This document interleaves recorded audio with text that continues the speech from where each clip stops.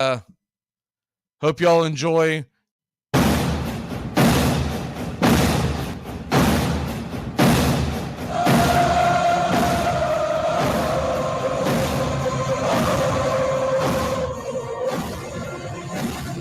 You're in Braves country.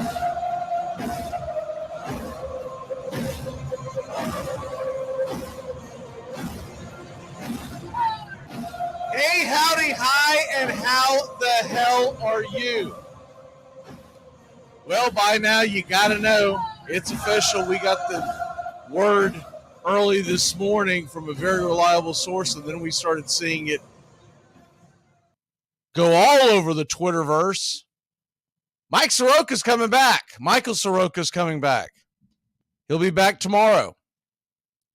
Game will be 8 Eastern against the Oakland A's. And as of right now, the plan is for Soroka to pitch. We'll see how far he goes, see how well he does. But remember me mentioning this about a week and a half, 2 weeks ago. If you follow our afternoon drive show, Braves Country Today, that comes on this very channel, I mentioned as I was laying it out, I was like, okay, well, it doesn't look like he's going to be brought up now. And when would you bring him up? And et cetera, et cetera. And I had pinpointed this series, and son of a gun, every once in a while, you're right. It makes the most sense for as much as Soroka has been kind of iffy, up and down, for him to get his, I'm going to call it a major league debut. Hell, it's been 4 years. It's been 4 real years since he's been a member of the staff. I know he was pitched very, very minimally in 2020. But it's been 4 actual years. 2019, where he finished second in the Cy Young voting. Used to be Mike Soroka. Now it's Michael Soroka that he prefers, I guess. The Michael Soroka is going to be a member of this team, a member of the staff, and get the ball to start game 1 of the Oakland series. So, we had talked about not being here on Memorial Day, and I have gotten it cleared, and we are going to broadcast the game. It's going to be carried on. As of right now, 6 of our affiliates, but we're expecting more because they're all excited that Soroka's coming back. So, big day. Even though it's Memorial Day, a lot of folks are going to put in a lot of hard work to make sure that it happens. So we're excited to see Soroka back. That's really the only big news. I mean, I'm not really going to react to that game yesterday. Zach Wheeler was dealing, and I mentioned at the beginning of the broadcast, a little odd to me that the betting lines were the way they were, because Zach Wheeler always deals against the Braves. I know that he wasn't having a great year, but he owns the Braves. He does. It's 12 strikeouts. The offense got nothing going. They had a couple of blips in there where you were a little excited and thought maybe we could steal a win. Charlie Morton struggled I thought Charlie Morton did a great job to hold it to just 2 runs. And when you look at the way that game unfolded, it sucked. Don't get me wrong, it sucked, and I hate it. And you hate dropping 2 of the first 3. But we have a chance to salvage this series. And look, in case you missed it, because it did happen pretty late last night, some of y'all might have been watching that incredible basketball game. Holy cow.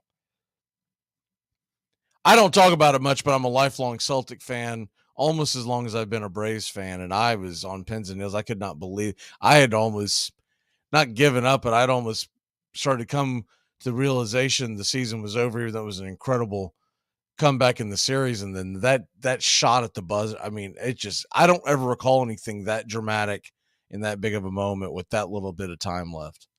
But anyways, while I was watching that, I was watching a baseball game out in Colorado, and Mets lost again. So the Phillies have gotten tighter. The Nationals have gotten tighter. They've won 2 in a row. The Marlins have gotten tighter. They've won 2 in a row. So our lead is now 4.5 on the Mets, 4.5 on the Marlins, 6 on Philly, 8 on Washington coming into today's play. So we've got an opportunity to push that lead back on Philly to 7, which is where it was when we started the series. We lose tonight, drops down to 5, starts getting a little hairy. And I like to have that cushion as we're about to embark on. And I get it. Oakland's not a good team. They're the worst team in baseball right now. But isn't that typically the ones that you lose, the ones you're not that excited to play? And Soroka's going to the mound, and that's great, and we're all excited, and I hope for the best. And I'm expecting him to pitch well, but he has not pitched on a major league mound in 3 years, and he hasn't done it consistently in 4. So what do you know that you're going to get out of him? You don't. Like, you know, there's expectations. There's the remembrance of what he was, but you have no idea what he's going to go out there and do. And we're going to go out on a 6-game road trip. You're going to have all the emotion of that tomorrow night. You got another late game on Tuesday. We're bringing that to you at 9:40. And then it's a quick turnaround on Wednesday, 3:37. And honestly, if you don't sweep the Oakland A's, it's a disappointment. It is. But you can't guarantee you're going to sweep a major league team. You run into 1 or 2 starting pitchers that are dealing, and that's all she wrote. And, you know, let your guy go. And not to mention the fact, it sounds like Atlanta's pushing some guys back, et cetera, et cetera. They're trying to manipulate the rotation, because what they're really trying to set up is for the series coming up with the Mets the following week. But you do that and you get cute, and you're going to give Oakland a puncher's chance is what you're going to do. Now, you're banking on the fact that your bullpen, that your offense, and even your starting pitch is going to be strong enough where it's not going to be an issue. But you are kind of, I'm not going to say you're overly confident, but you are kind of smelling yourself going into the series going, well, you know, it's the A's. We're just going to throw a guy who hasn't pitched out there in 4 years out there. And then, you know, it's just, so I get a little concerned as we go into, and not to mention the fact the back end of that road trip at Arizona, that's a good baseball team. That's a very good young baseball team. And I know a lot of folks probably don't pay attention to them. The Atlanta Braves are half a game in going into today. And so a half game behind the Dodgers for the best record in the National League. The Arizona Diamondbacks are just 2 games behind Atlanta. That's right. Arizona, even though they've lost 3 in a row, they have the 3rd best record in the National League. I know a lot of folks don't pay attention to the other divisions during the season because, yeah, you got other things to do, keep up with. But some teams that are playing good baseball, that are really starting to play good baseball, and look out. And it's funny, I thought they were going to be a good baseball team heading into the season, and then they got off to a horrific start. So I kind of put them on the back burner. I was like, I don't know, man. Maybe I made a mistake. San Francisco's won 8 of their last 10, the Giants. And they're doing it the way they did it 2 seasons ago, where it's really good pitching and timely hitting and playing the platoon system, and it's working for them. Like I said, 8 of their last 10. San Francisco's got 27 wins. They'd be tied atop the Central Division right now with the Brewers if they were over there. Even with the Brewers scuffling and the Pirates, they've lost 4 of 10, or 6 of 10 as well. Brewers 7 of 10. Even with that going on, They're only 4 or 5 games behind the Braves. So I'm keeping an eye on this. And what, the hope is as the season goes on and we continue to win, you're going to pad your lead and it's not going to be a concern. But I want the best possible record. It's going to be tough because the Dodgers, though they're coming off a long road trip, they're going to be heading home, and that team does not slump. You never see a Dodger team lose 8 of 10, 7 in a row. You just don't see it. They're very consistent offensively. They get good enough pitching. Sometimes they get phenomenal. Sometimes they just get solid. But we saw the 2 young kids they have out there pitching now. And I don't see the Dodgers going a long slump. So for the Braves to get the best record in the National League, they're going to have to play very good baseball. Now, I don't think Atlanta's going to chase it down like they chased the Mets last year if it comes down to it. But I'm hoping that we're playing good baseball and that the Dodgers don't play as good. So anyways, with all that being said, we've got a healthy lead in the National League East. But I'm looking at the big picture.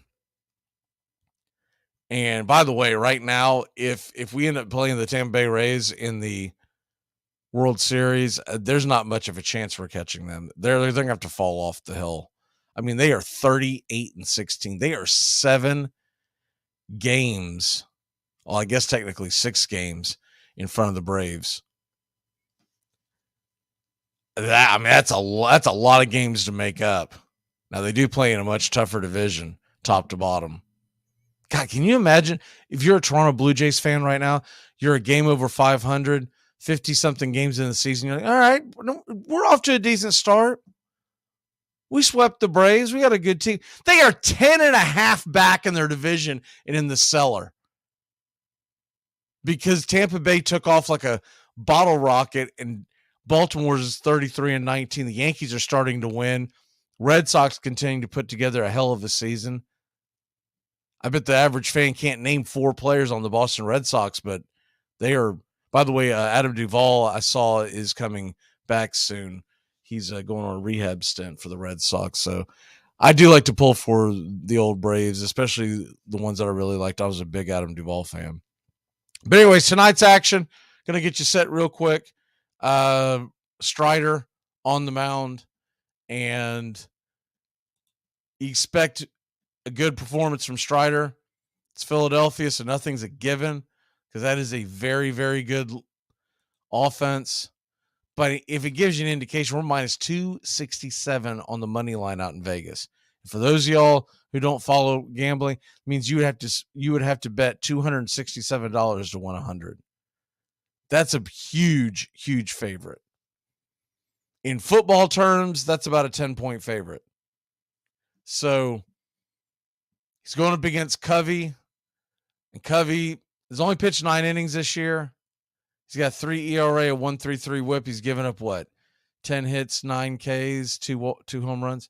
So all that being said, Strider should get the win. Let's go out there and get the win. Now, what you're going to hear tonight during the broadcast, I wanted to preface that, and we have it scrolling at the bottom in case folks don't know what's going on when they first come in. But we're going to have the live scoreboard up. That's going to continue to run during the game, and during the broadcast, it's going to be a compilation of previous shows that we did for Veterans Day and for Memorial Day, and the gist of it is we go over the biographies of these incredible athletes that served our country. Some paid the ultimate price, but we just got to go over it. Some of them are redundant because this is over 5 years, and so you might hear a couple of names 2 or 3 times, but I figured that everyone would just want to hear the whole 9 yards. Plus, I know a lot of folks don't have a chance to tune in for the entire game, so it's about 3 hours plus of that. That's why we're starting this a little early. And there you go. So that's the pregame show. Up next, it was on CBS radio called Armchair Quarterbacks Radio Show. And we did that for several years until some things happened. during COVID, the owner of the station, she passed away.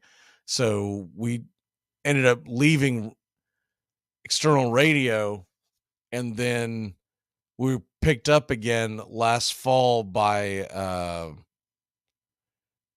the station in the Atlanta, Georgia area, WQEE. So that's why you'll hear some references to Armchair Quarterback Radio, and we still continue to do that. This is still Braves Country, brought to you by Armchair Quarterback Radio, because we've been on that. That has been our brand for over 10 years of doing. It was just a sports talk show. We didn't do any play-by-play. We just did sports talk. I had done play-by-play and sports talk for years, and me and some guys said, you know what? Let's just kind of get together and do this for fun. And then we got picked up on the radio, etc.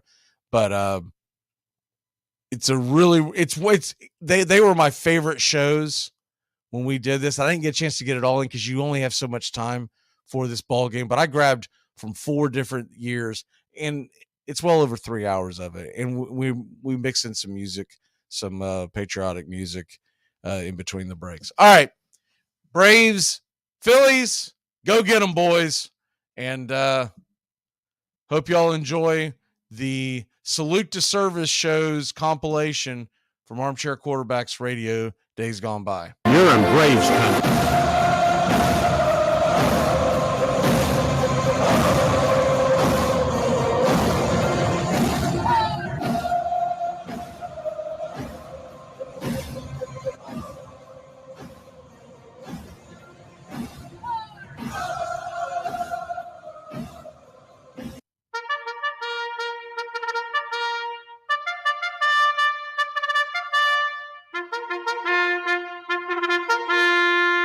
Armchair. 10 years ago, a crack commando unit was sent to prison by a military court for a crime they didn't commit. These men promptly escaped from maximum security stockade. Today, still wanted by the government, they survive as soldiers of fortune. If you have a problem, if no one else can help, and if you can find them, maybe you can hire Braves Country. Cause he's the armchair quarterback. He's full of beer and he's full of snacks. The all-American man. Yeah, man. I did a little research, and of course there were several of them that popped to mind automatically. Pat Gilman, no doubt, Army Ranger. Gave up a promising NFL career to serve his country. But that was to me, that was the first one that popped in my head, and so I wanted to do a little research, man, and I had a couple of them. Jackie Robinson, Bradley served in the United States Army. Yogi Berra served in the U.S. Navy. Yogi Berra lived a life, didn't he? He did, and then and this one's for Teamus, man. Ted Williams. Yeah, he didn't just serve in World War II. He also served in Korea. Gave up right around 5 years of his Major League Baseball career to serve his country. The other thing about him is this, that I don't think a lot of people realize, is that, first of all, his records would have been probably darn near unbeatable if he would have played those 5 years, if there wasn't wartime, right? But then the other thing is, he grew up in military town. He grew up in San Diego. So that's why it meant a lot to him to go join the Navy, because obviously San Diego, outside of Jacksonville and maybe Annapolis, San Diego is the U.S. Navy. And the other thing about him that I think usually gets lost in the mix is that not only is he arguably the greatest hitter of all time, most people consider him the greatest pilot of all time. His eyesight and reflexes just must have been off the charts when you consider he's up there as one of the greatest Navy pilots ever and one of the greatest hitters ever. And to me, that's what resonates, is the guy just had an unbelievable talent. They should have been cloning him.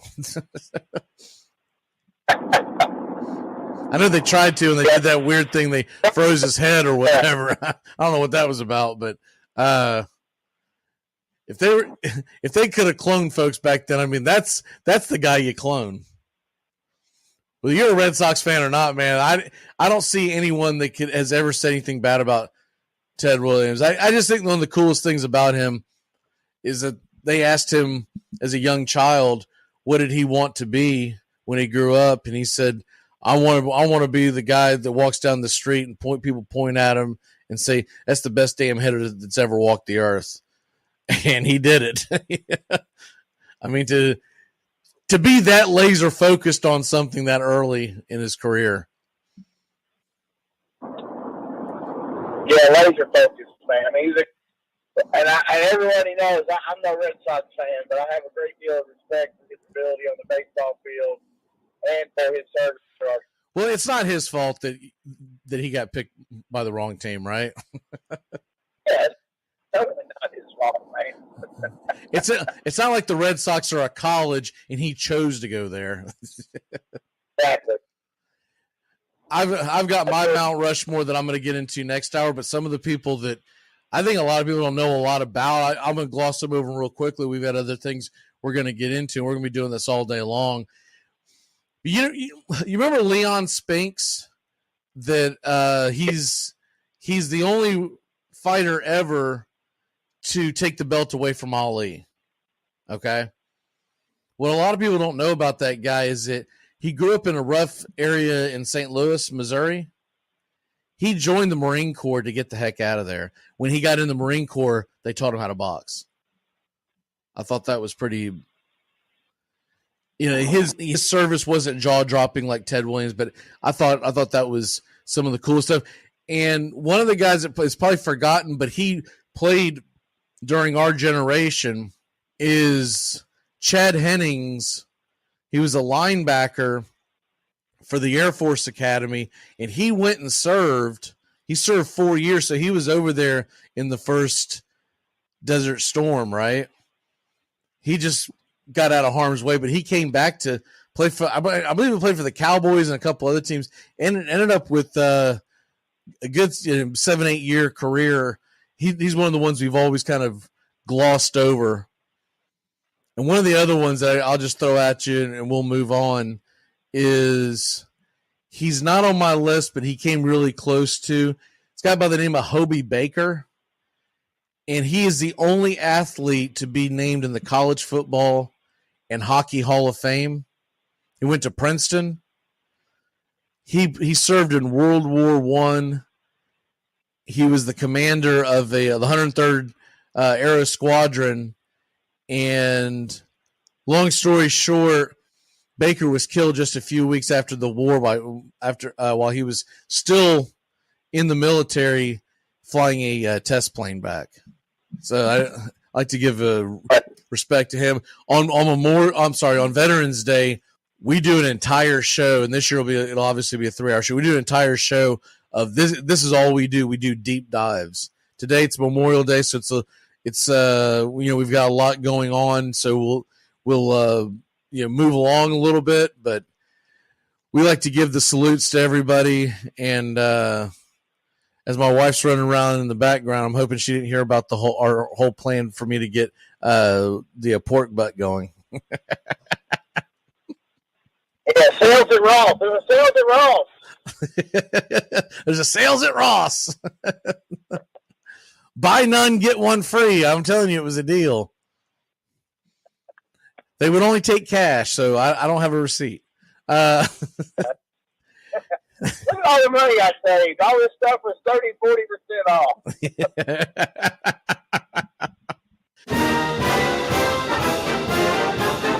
First to fight for the right and to build the nation's might, and the army goes rolling along. Proud of all we have done, fighting till the battle's won, and the army goes rolling along. And it's high, high, hey, the army's on its way. Proud of the brave, proud and strong. For wherever we go, you will always know that the army goes rolling along.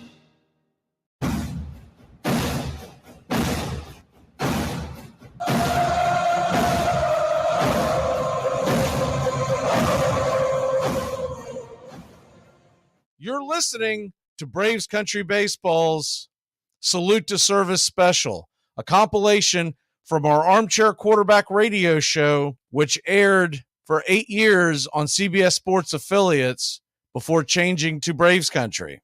It's a compilation of shows that are going over some of our more famous athletes who served our country as well. Happy Memorial Day to everyone out there, and thank you for your service. He's the armchair quarterback. He's full of beer and he's full of snacks. The all-American man. So who's number one on your list? No disrespect to any of them that didn't make it. These are just four that, to me, brought me joy, and I enjoyed learning about them over the years as we've covered them. And my first one's Bob Feller. He's currently the oldest living Hall of Famer. He actually, in 1946, threw a 107-mile-an-hour fastball, second fastest pitch ever recorded. He was the first major leaguer to volunteer for active duty and enlisted in the Navy just 2 days after the attack on Pearl Harbor. Prior to his enlistment, he was arguably the best pitcher in the major league. He had already amassed 107 wins and led the American League in both wins and strikeouts the previous 3 seasons before the war. He returned to pitch in 1946 after missing 4 seasons, finished his comeback season with 348 strikeouts, a 2.18 ERA, and 36 complete games. I repeat, 36 complete games. That's Bob Feller. It's pretty amazing. The first one I'm going to go to is Jackie Robinson. He was assigned to the Army unit, a segregated Army unit, after being drafted in 1942. Jackie Robinson subsequently was accepted in the officer candidate school and commissioned as a second lieutenant. He was later court-martialed in 1944 after being taken into custody by military police for refusing to move to the back of an Army bus. So this is the precursor to the civil rights movement. He stood by his principles, and later on he would break the color barrier, as we all know. He was acquitted by an all-white panel of officers by the proceedings, kept him from being deployed with his tank battalion. But after being honorably discharged, Robinson signed with a Negro Baseball League team, and in 1947 became the first player to break baseball's America color line when he played with the Dodgers. He was also named the Rookie of the Year. That Rookie of the Year award is now called the Jackie Robinson Award. The second baseman went on to 6-time All-Star, 1949 NL MVP, and was a World Series champion of Robinson. And Robinson's famous 42 number is now retired throughout baseball. So that was my first one. Who else you got? My next one's Rocky Bleier. Rocky's a 4-time Super Bowl champion with the Pittsburgh Steelers. After finishing his rookie season with the Steelers in '68, Bleier was drafted into the Army and volunteered for active duty in Vietnam. In '69, while on patrol, his platoon was ambushed, and he was hit in the leg with with a bullet, and a local or nearby grenade exploded and shot shrapnel into his leg. He later earned the Purple Heart and Bronze Star for his bravery. While he was recovering in an Army hospital, doctors told him he would never play football again. He reported back to the Steelers training camp the year later after being wounded in Vietnam. He couldn't walk without being in constant pain and spent the next 2 years trying to earn an active duty spot on the roster. The Steelers even waived him twice. His tenacity and off-season workouts helped him overcome his war wounds, and he earned an active spot on the roster in '74. In 1976, him and teammate Franco Harris rushed for 1,000 yards each and became the second tandem in history at that time to ever rush for 1,000 yards out of the backfield. Mercury Morris and Larry Zonker were the other two.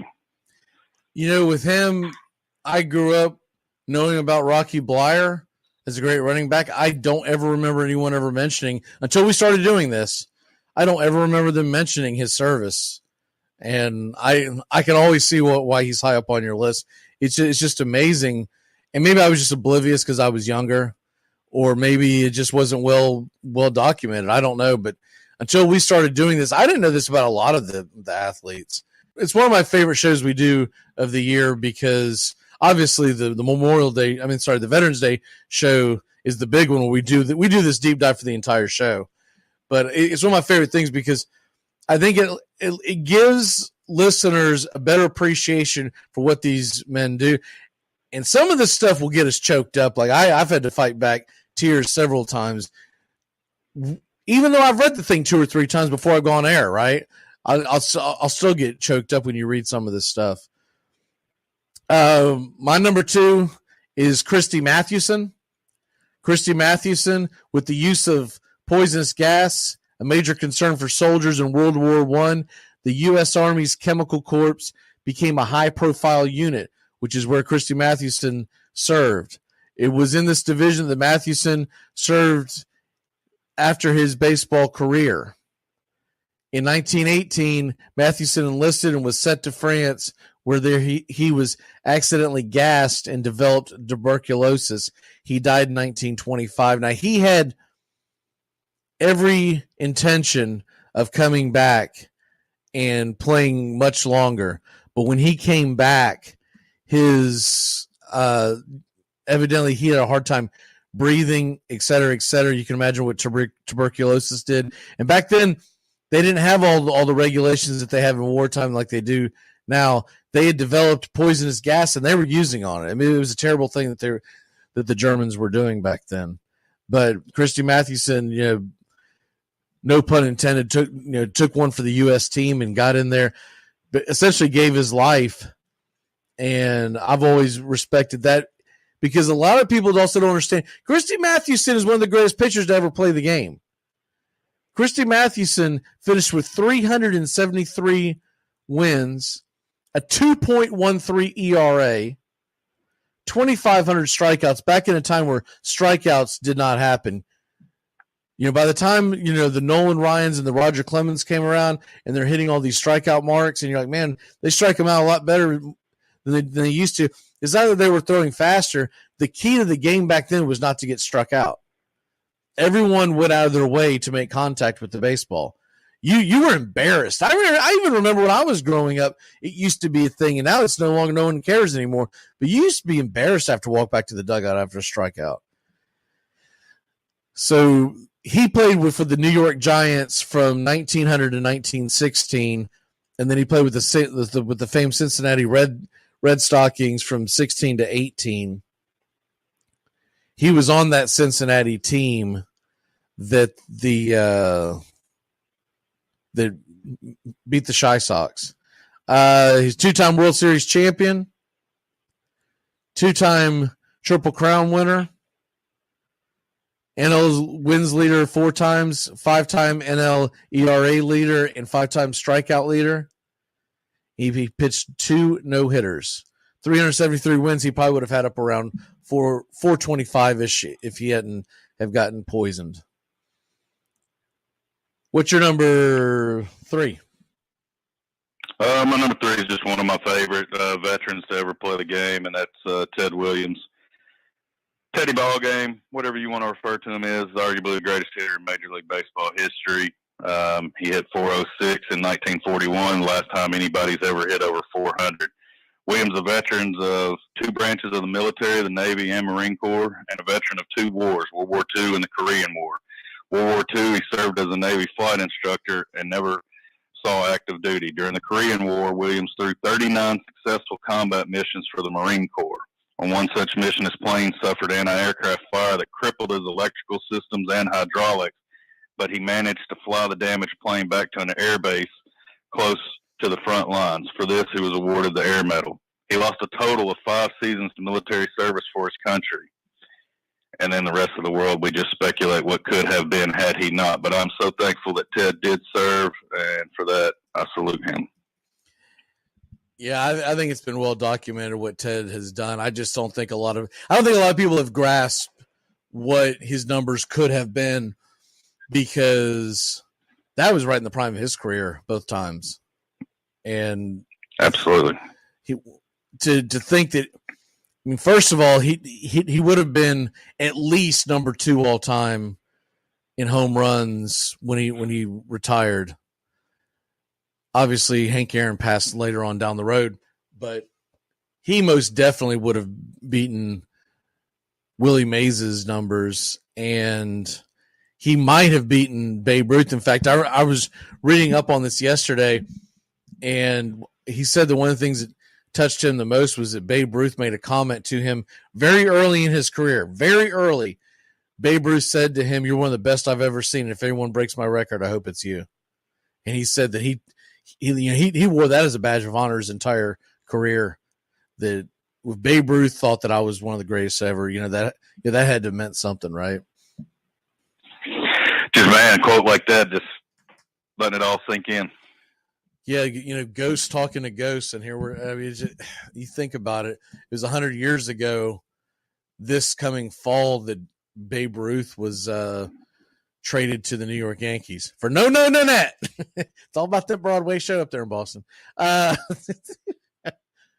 I love poking Red Sox fans about that.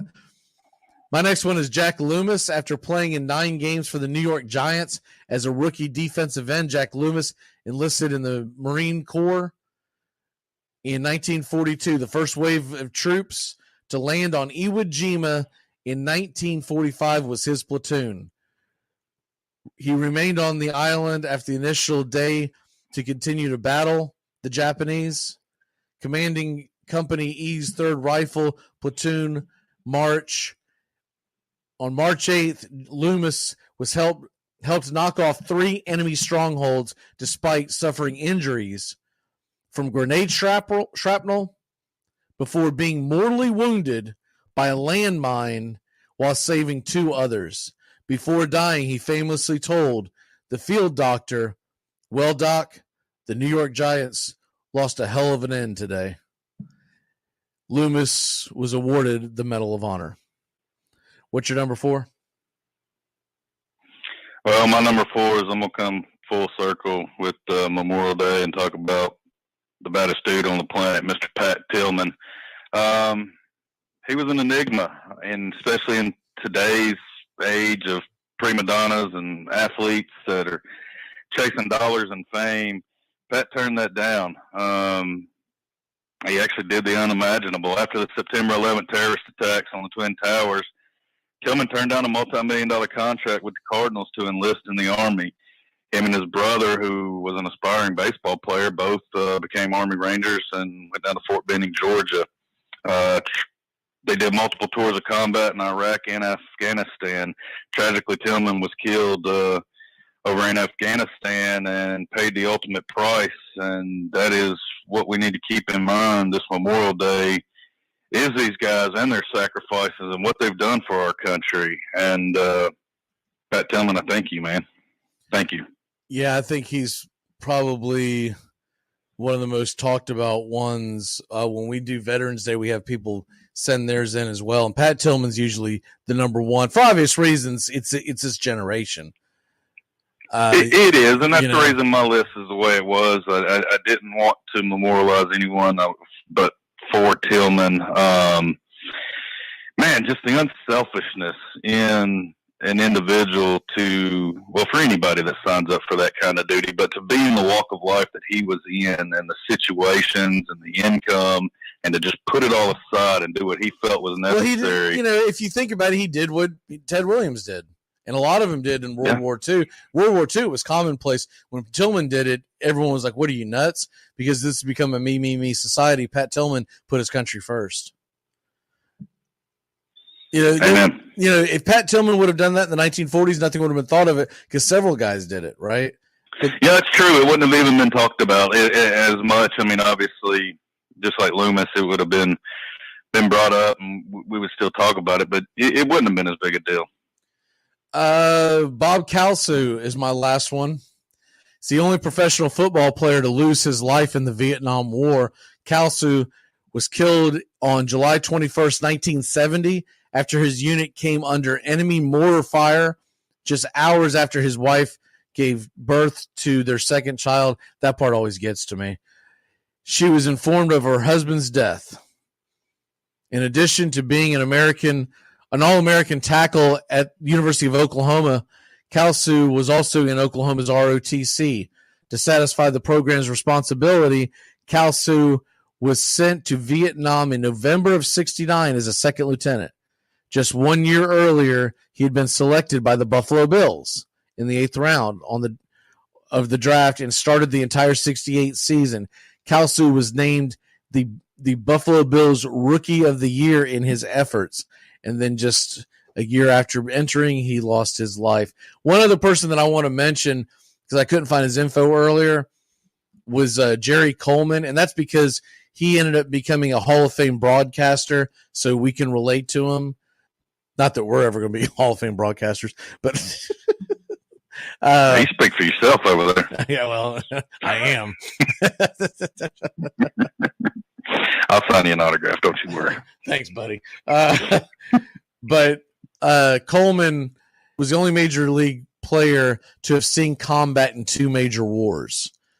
Coleman first postponed the start of his career as a Marine aviator in World War II, and then left baseball to fly in the Korean War, during which he escaped a scary crash. In all, he flew 120 combat missions, was awarded 2 Distinguished Flying Crosses and 13 air medals. The Colonel, as they called him, went on to win 4 World Series as a second baseman with the New York Yankees. He then went on to a lengthy broadcasting career, earning an induction to the Broadcasters Wing in the Hall of Fame, the Baseball Hall of Fame in 2005, and in the Radio Hall of Fame in 2007. So I want to make sure I mentioned Jerry Coleman. For some reason, I couldn't find his info a second ago. What's your favorite Memorial Day foods? It's a big grill out for me. I'm just a hamburger and hot dog guy on Memorial Day weekend. That's essentially what we're doing. I'll probably bust out some old rib action on the 4th of July. I've been shot down by a couple ideas by the wife already, but Billy and I were talking about ways that I could sneak a pork butt in. So, you know, I'm on a mission now. I don't know, baby. It just showed up. It's free delivery. I don't know what happened here. A fan sent it in. I think one of them drones like flew by and dropped it off. It's just, you know, a mispick on the new delivery service. Sorry. Billy's suggestion was for me to use the story that it was on sale at Ross's. Dollar Tree. No, baby, this thing's at the dollar. It's at the dollar store. We got it's $1. Every time Amazon shows up with something for me, I was like, it was free. They're giving them away down at the station. What's one of your go-to patriotic songs? Mine's like, especially on a weekend like this, is Lee Greenwood's God Bless the USA. God Bless the USA. That's my go-to. Does that not just get your blood pumping for some reason? It does, and I hope they're listening right now. But I actually know people that don't like that song, and I have the argument. How do you even exist in society and not like that song? Is there like a culture of people that really don't like that song? Dirty Commie Bum, I'll tell you that. I'll tell you what, we've been playing West Cook bands. Take that, my boss. I hope you're listening. He's like, I hope you're listening. You're working Memorial Day. It's going to be interesting in 17 minutes from now, but until then, I'm going to enjoy. The more and more that I hear it, the West Cook bands. I Stand for the Flag. I really like that song a lot too. It's a really good song, really good patriotic song, and basically it was written about. You know, it's not about whether or not he wasn't being political. He was basically in the lyrics. If you listen to it, he's just saying, "I stand for the flag because the flag stands for us." And I think it's really well written and really well performed. So.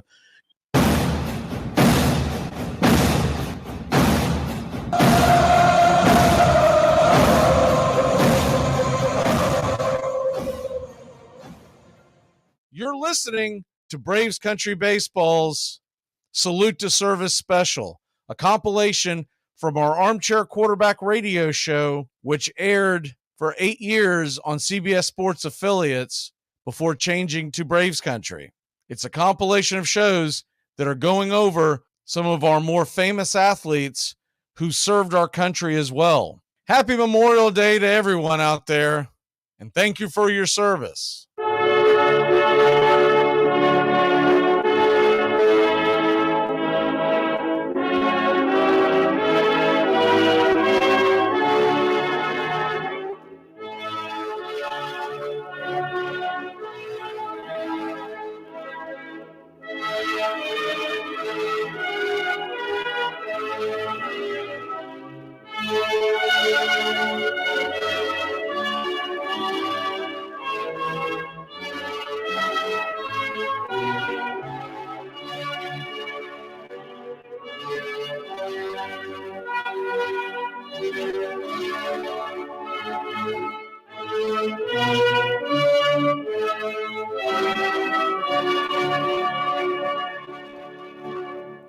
He's the armchair quarterback. He's full of beer and he's full of snacks. The all-American man. Well, let's go ahead and dive into Memorial Day weekend. Gave everyone one athlete that they looked up to or whatnot for their service. What athlete did you choose today? And I didn't listen to the first two rounds, but Pat Tillman is probably going to be one of the top ones. Even if you're saying someone that someone else has already said, we've got votes going on all of our social media platforms, and he's blowing everyone away right now. For obvious reasons. It's a cool scene. Just doing what he did just after 9/11 and all that. Just wanted to give back to his country. So I can't argue with that. What Justin and I talked about was that if he would have done that in the 1940s, it would not have been looked upon as that great of a deal because they all did it. But what he did at the time that he did in this very selfish society we live in now, to do what he did, turning down all that money, was pretty incredible. I have to agree. My favorite is always going to be Christy Mathewson, just because, him and Jerry Coleman, because Jerry Coleman ended up being a Hall of Fame broadcaster for Hall of Fame baseball broadcaster, and he was 4-time World Series winner for the New York Yankees at second base, and served in combat. But Christy Mathewson, he is one of the greatest pitchers of all time. More people talk about Walter Johnson because he had a few more wins than Mathewson, but Mathewson was right there with him. And this is in the dead ball era, so their numbers are a little skewed, but a 2.13 ERA lifetime is pretty incredible. Now, realize scoring just didn't happen much back then because there was a lot of reasons. The number one reason the dead ball era is they did not, what a lot of people don't know about the dead ball is they did not change the baseball out much. And what that led to, by the end of the ball game, you usually were playing with a dead ball. Right. It was a ball that was then smacked around. A lot of time it was wobbly. A lot of time it had dirt all over it. It was hard to see. That came to an end, I believe it was 1919 or 1920, when a gentleman came up to the plate and was hit in the temple by one of the balls because he didn't see it. They were playing it around dusk, and the ball was, from all accounts, the ball was essentially gray. And he didn't see it. It killed him instantly right there on the at home plate, and that's what changed. Oh, wow. That's what changed the rules of them saying after every so often. Of course, they upped it now, but at the time they were like, we're new baseball every inning, and then of course now it's new baseball almost every pitch.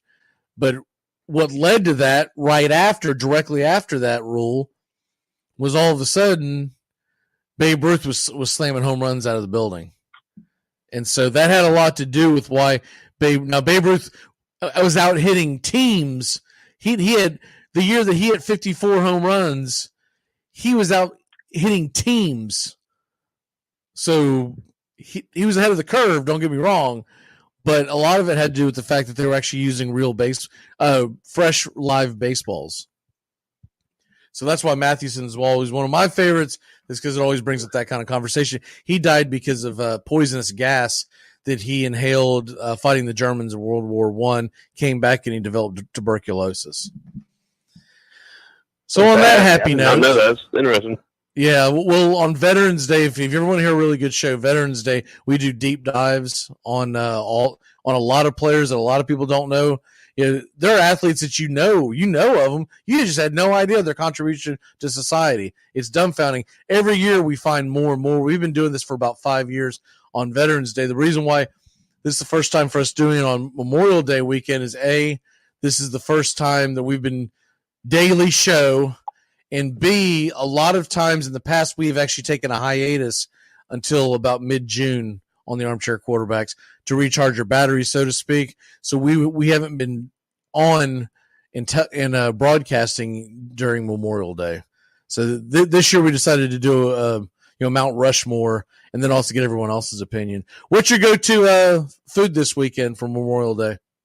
Man, probably hamburgers, hot dogs. Just keep it simple. Yeah, it seems like to be everyone's everyone's go-to. I get a little more creative on 4th of July. 4th of July, I'll end up busting out ribs and everything and slow cooking and doing some more old-fashioned barbecue. I might do a pork butt today, but that's pretty simple in my world. I like to really dial it up a little bit when it comes to 4th of July. And 4th of July, I usually try to get around 54, 55 hot dogs, but that's just America. Well, I can usually knock that out in about 10 minutes. So the key is everyone thinks the key is to drinking water with it. The key is to just not give a crap what you look like afterwards. And so now you have figured out the secrets to my physique. You are a champion, sir. I am. Still undefeated. Anywho, back to the rest of the story. One thing I forgot to ask you, do you prefer slaw, macaroni, or potato salad? Yes. All three of them just mixed together? All three, man. I'm a foodie, man. As long as it's good, I want it. What's your favorite of those three? A good coleslaw, man. A good coleslaw. Yeah, me too. Especially if I'm putting it on. So I competed in a contest up in New York. I think this was 2011, summer of 2011. It was somewhere in that area. It's either 11 or 12. Did they know it was a contest? Well, they did after I left. The guy that I was working for bragged about how he was always the best in the Hamptons for burgers and how buddies of his won this and that. So I joked with them all summer. I said, well, that's because you never had a Southern chef come in there. And they would laugh, whatever, da-da-da-da-da. Well, I gave him such a hard time. This was the boss that owned the restaurant I worked for in the Hamptons. People aren't familiar with the Hamptons. It's Eastern Long Island. It's an uppity area. This is where Jerry Seinfeld lives, right? I mean, this is the money of the money. And he has a horse named Prickly Pete. Yeah. Well, yeah, exactly. But sincerely, when I lived out there in the Hamptons that summer, all I saw were celebrities. I saw a lot of celebrities when I lived in Nashville and worked in the bar business there. And then I saw like the cream of the crop celebrities when I was out in the Hamptons. These are the people that are the movers and the shakers. I mean, people like Kelly Ripa would walk in and no one even bats an eye because she's not a big enough name. And you're like, really? By the way, she's scary skinny. I mean, she'll freak you out a little bit how skinny she is. I'm really worried about that one. But anyways, she's probably saying, there's this old fat dude. I wonder if he's still alive. Is there a coleslaw, a mayonnaise-based coleslaw? Yes. So I won best slaw, best barbecue, and best burger that year. And I mean, it was like a drop the mic moment. But they gave me less than 48 hours to prepare. They walked in, it was like right around 34 hours, I think it was, right for the competition. Said, okay, Big Mouth, if you think you can beat us, be out there Saturday morning. Da-da-da-da-da-da. I was like, I got to work all day today. This is a Friday, right? I was like, I got to work all day. Like, so? You said you're the best? I was like, oh, I see what you did. That's okay. So when I got off work that night, that's what I did. I started cooking my pork butts, slow cooked it. And then I put my burgers together and I put my slaw together that next morning. Went out there and won all three medals. I mean, it was like a drop the mic. I gave him so much crap the rest of the summer. It was awesome. This is right before 4th of July weekend, and I was there until the end of Labor Day. So you can imagine. I'm sure you wasn't quiet. I was not. He'd come in, he owned the place. He'd come in and, say something about it. Hey, did we get the shipment of fish in yet? I was like, no, but I know what we did do. We won 3 medals 4 weeks ago. Anytime I could slide it in there, it would be a thing.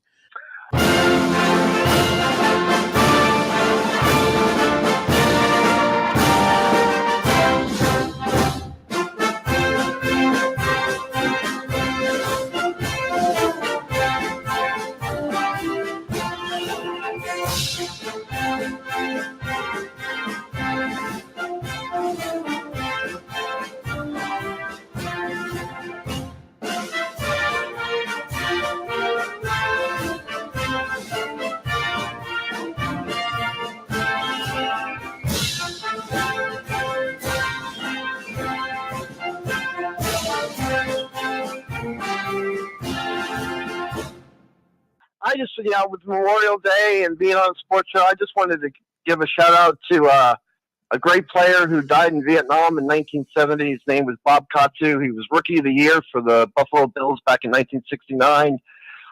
His brother went to Vietnam, and he joined him.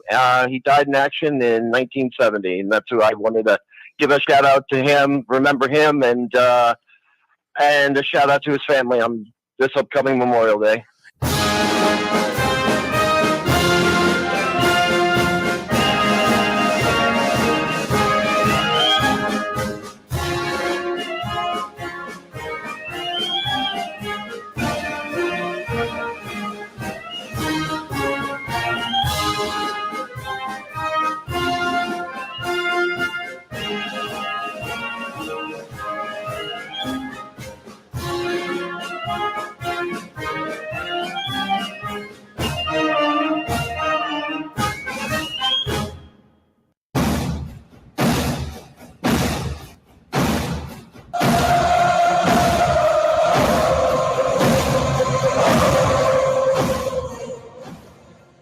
You're listening to Braves Country Baseball's Salute to Service Special, a compilation from our Armchair Quarterback Radio Show, which aired for 8 years on CBS Sports affiliates before changing to Braves Country.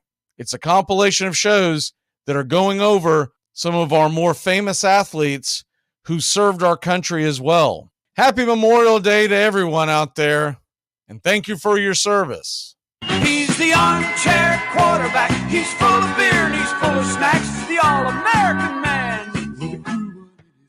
Hello, welcome to the Armchair Quarterbacks. This is our Veterans Day special. Because he's the armchair quarterback. He's full of beer and he's full of snacks. The all-American man. Hi, I'm Mac McGee sitting alongside Justin Waller, and we are the Armchair Quarterbacks. We are doing a very special edition of the Armchair Quarterbacks tonight. We're going to do a special Veterans Day edition, and what that means is we're going to dive into several athletes that you may or may not know their background that have served for our great country. So crack yourself a cold one, pull up a chair, kick up your feet. This isn't about deciding who's going to win or lose this weekend. This is about respecting our veterans. Give a special thanks to all the veterans, the ones that are currently in harm's way, the ones that are enlisted, anyone that has served, any veterans of foreign war, everybody that has ever put on a United States military uniform. Welcoming on to the show is Justin Waller. Justin, how are you? Doing good, Mac. Excited for this great Veteran Day show we got planned and ready to get into it. Yeah, I think people are going to like it. We did this a couple of years ago, and it continues to be one of our favorite shows that we've ever done. We didn't get into it last year because there were some technical problems that week, but it's back, and we're trying to make this an annual event, and I think you're going to like what we have in store for you. We are going to spend the next hour or so talking nothing but our U.S. soldiers, our military in general, and also the history behind some of the athletes that have played some of our great games and have defended our great country. Okay, without further ado, Mr. Waller, why don't you take it away with Pat Tillman? First of all, I just want to salute all of our vets out there. Thank you for what you do. This country is nothing without you guys. I appreciate it, and just thank you, man. For those of you out there listening on Veterans Day, I think you should do it more than just Veterans Day, but make sure you say thank you to a vet tomorrow. If you see one walking around, man, just grab their hand. It's easy, and just say thank you for your service. It's not like you got to go anything more than that, and it'll mean a lot to those guys. So tip your cap to them and just give thanks. But Patrick Daniel Tillman was a professional player in the NFL who actually left his sports career in the middle to join the United States Army in the aftermath of the September 11th attacks. He started his college career as a linebacker for Arizona State University in '94. He actually secured the last remaining scholarship for the team. He excelled as a linebacker at Arizona State when actually he was small for his position at 5'11". As a junior, he helped his team to go undefeated that season and make it to the Rose Bowl that year. In '97, he was voted Pac-10 Defensive Player of the Year. Academically, Tillman majored in marketing and graduated 3.5 years on a 3.85 GPA. In the 1998 draft, Tillman was selected at the 226th pick by the Arizona Cardinals. At that time, he moved over to play safety for the Cardinals and started 10 of 16 games his rookie season. One of the great things about Tillman that I find interesting is that his loyalty and dedication for what he had with his moral compass is just unheard of, and I wish we had more athletes that carried themselves this way. He actually turned down a 5-year, $9 million contract offer from the St. Louis Rams just out of loyalty for the Cardinals. He finished his career with a total of 238 tackles, 2.5 sacks, 3 interceptions for 37 yards, 3 forced fumbles, 12 pass deflections, and 3 fumble recoveries in a 60 career game. In May 2002, 8 months after the September 11th attacks, after completing the 15 remaining games of the 2001 season which followed the attacks, Tillman turned down a contract offer of $3.6 million over the next 3 years from the Cardinals to go enlist in the U.S. Army. Tillman and his brother Kevin enlisted on May 31st, 2002. His brother Kevin actually gave up the chance of a career in baseball who had already signed with the Cleveland Indians. I mean, what siblings? Both of them are pro athletes making millions of dollars and just walk away from it to go serve. In September 2002, they completed basic training together. The two brothers completed the Ranger program in late 2002 and were assigned to the 2nd Ranger Battalion in Fort Lewis, Washington. After participating in the initial invasion of Operation Iraqi Freedom in September 2003, they entered Ranger School at Fort Benning, Georgia, and both graduated that following November of 2003. Tillman was then redeployed to Afghanistan, and on April 22nd, 2004, he was initially reported to have been killed by enemy combatants and actually turned out to have been friendly fire, but that is not a part of the story. The main thing to know about Pat Tillman is the man and his sibling, I include Kevin in this, they walked away from major league careers in 2 different sports, millions of dollars, to go fight for their country post 9/11 and paid the ultimate sacrifice. And that is Pat Tillman. Yeah, got to give him a big salute. And for those of y'all that aren't old enough to have remembered that time, it was a very emotional time when you saw those towers fall. A lot of people might wonder, why would you leave a great high-paying job in the National Football League to go defend your country?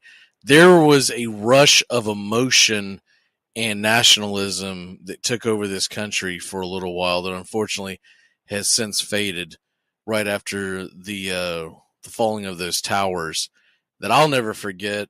I was a little too old at the time to be able to just jump in there and join in, but I was honestly thinking about it. I got talked out of it by my family, but when you saw those towers fall, I mean, it really hit home for a lot of people, and I can totally understand why he did what he did.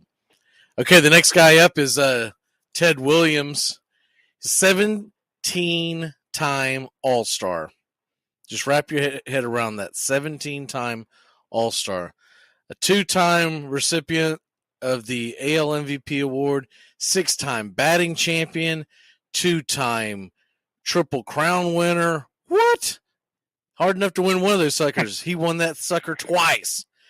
He finished his playing career with a .344 batting average, which is still, I believe, top 6 all time. Memory serves me correct. I know Ty Cobb is number 1 with .367. He's he's up there in the top 6 or 7 of all time. 521 home runs. He did that back when 500 run plateau was something to behold. There was a long period of time where he was the number 3 home run hitter of all time. And a lot of people don't realize that because then we hit the steroid era and it kind of gets misconstrued. But for argument's sake, along with the 42 on-base percentage, you want to talk about all these analytics and whatnot. You throw his numbers in at these analytic nerds, they just jaw drop. Bang for the buck, my opinion, Ted Williams is the greatest hitter of all time. The only one else that can be in the conversation is Babe Ruth, and it really depends on what you consider the greatest. But I've always considered. I'll agree. Ted Williams has got my nod too. He's the greatest hitter. Babe Ruth's the greatest player of all time. His batting average is the highest of any MLB player with 302 or more home runs. Born and raised in San Diego, joined the Red Sox in 1939. He immediately emerges as one of the sport's best hitters. And in the 1941, this is right before World War II really took off. Remember, World War II was, for all intents and purposes, we were dragged into it December 1st, 1947, when they bombed Pearl Harbor. So at the end of the 41 season, Williams posted a .406 batting average, making him the last Major League Baseball player to hit 400 in a season. There was the 406 batting average, and no one's done it since then, and that was before World War II. So think about that. Think about how hard that is. He followed it up by winning his first Triple Crown in 42. And then Williams' career was interrupted in 43 to serve 3 years in the U.S. Navy Marine Corps during World War II. Upon returning to MLB in 46, Williams won his first AL MVP award. So basically, when he was in the Marines, in the Navy, he was a fighter pilot. So he basically got out of the he got out of the cockpit and walked over and got himself an AL MVP award. I mean, it was just like that. It's incredible what the man did. In 47, he won his second Triple Crown. Williams returned to active military duty for portions of the 52 and 53 seasons to serve as a Marine combat aviator in the Korean War. In 57 and 58, at ages 39 and 40, he was the AL batting champion for the 5th and 6th time. Williams retired in 1960, inducted into the Hall of Fame in 66 in his first year of eligibility. Williams managed the Senators and Rangers franchise from 69 to 72, and after that became one avid fisherman and pretty much did that for the rest of his life. In 1991, George H.W. Bush presented Williams with the Presidential Medal of Freedom, the highest civilian award bestowed by the U.S. government. He was selected for the Major League Baseball all-time team in 97 and the MLB all-century team in 99. And let me tell you something. When they came out on the field in 99 for the all-century team, and this was the best of the best that were still living. Both current players and then, of course, retired players. Everybody circled the wheelchair of Ted Williams. That's how you know you're not just a good player. You're not just a great player. You're not an all-timer. You're not a legend. Ted Williams was a god. I mean, that's all there is to it. And when your peers are all in awe of you, that tells you something that you're doing something right. The U.S. Navy and Marine Corps in 42, Williams was drafted into the military, being put into Class 1A. A friend of Williams suggested that Williams see the advisor for the governor's selective service appeal agent, since Williams was the sole support of his mother, arguing that Williams should not have been placed in Class 1A, and said Williams should be reclassified to 3A. The attorney took the case to the appeals board and rejected the case. Angry, the attorney took the case to the president's board. Williams was reclassified to 3A 10 days later. Afterwards, the public reaction was extremely negative. Quaker Oats stopped sponsoring Williams, and Williams, who previously had eaten Quaker Oats products all time since. Sorry, something doesn't make sense here. Anyways, despite the trouble with the draft board, Williams had a new salary of $30,000 in 1942. Williams won the Triple Crown with a .356 batting average, 36 home runs, 137 RBIs. He was the third Red Sox player to hit 100 home runs with the team, following his teammates Jimmy Fox and Joe Cronin. Despite winning the Triple Crown, Williams came in second in the MVP voting, losing to Joe Gordon of the Yankees. Williams felt that he should have gotten a little more consideration. I mean, that's a little ridiculous. You win the Triple Crown and you don't get the MVP. Tell me there's not a Yankee bias out there somewhere. I mean, come on. The Triple Crown? What else can you do? It's perfect games, I guess. I don't know that you can add to that. You win the Triple Crown, you should be MVP. Yeah, and I don't want to hear about how, because back then only two teams made the playoffs anyway. So you can't say, well, this team to make the playoffs, because that's a ridiculous statement in itself. And if you win the Triple Crown, I don't care if your team didn't win a single freaking game. You're still the MVP. Not your fault. You go out there and rake over 300, hit freaking 40 bombs, and I'm guessing around, what was it, the 140 mark in RBIs. That's not your fault. But anyways, to wrap this up with Ted Williams, the biggest thing that I always remember about Ted Williams is he said that when he was growing up, what motivated him was, since he was, I think he said 8 years old was the first time that it motivated him, is that he wanted people to be able to walk down the street and point at him and go, there's Ted Williams, the best damn hitter that ever lived. And I'm pretty sure he accomplished that goal. If he's not the best, he's right there. There's only a few that you could even argue, but top to bottom, average, power, everything. And the guy lost 5 of his peak seasons of his career to war. There's no telling what kind of numbers he would have put up. I guarantee you his home run number would have creeped up very, very close to Babe Ruth. Because you're talking about, he finished with 521. Ruth was just under 200. And that was right in the heart of his career. He was hitting 35 to 40 home runs. I mean, you do the math, he would have been right there. 5 years. 5 years at 40 home runs. I mean, that's 200 more home runs right there. I mean, that's right there at the 714 mark. I mean, he still has records that people would be chasing, but if he played those 5 years, he might have some uncatchable records. Like Cal Ripken's streak kind of record. You're not touching that for a very, very, very, very long time, if it ever gets touched.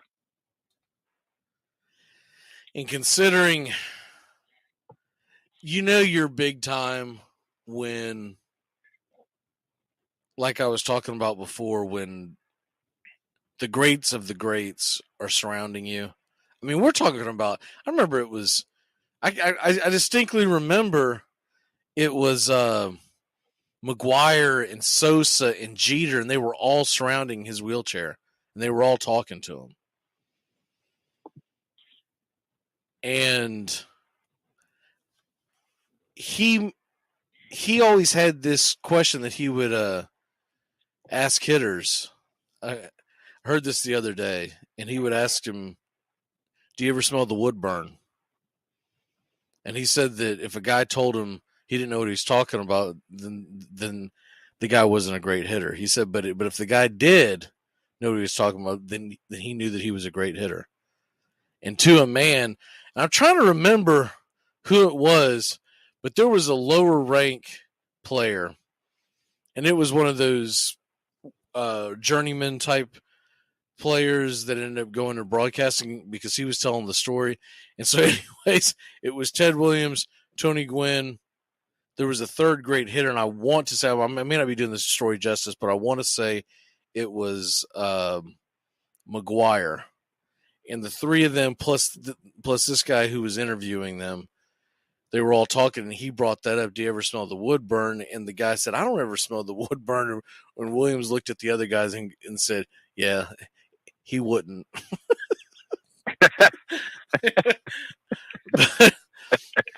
And that's not something you can come back from, because Ted Williams says something about hitting. You just shut up and listen. Yeah.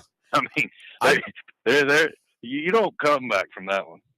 The story I definitely do remember, it was Tony Gwynn telling the story. He was broadcasting one night and happened to catch it before Tony passed. And he said that he was talking to Williams one night at a function. I'm going to guess it was a Hall of Fame function. And Williams was talking to him. This is still when Gwynn was playing. So late 80s-ish, mid to late 80s. And Williams asked Gwynn, do you how are you hitting that inside fastball?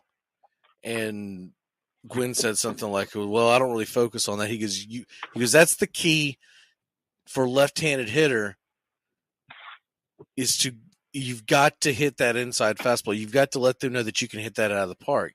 And Gwynn went to argue with him. This is pretty early in Gwynn's career. Went to argue with him. He said, Ted, I'm not the same hitter you are. I'm not looking for the inside fastball to yank it out of the stadium. I'm looking for, this and that. And I'm trying to, and Williams, I guess, got kind of heated with him because it doesn't matter. Can you hit the inside fastball out of the park? Because if you can do whatever the hell you want to.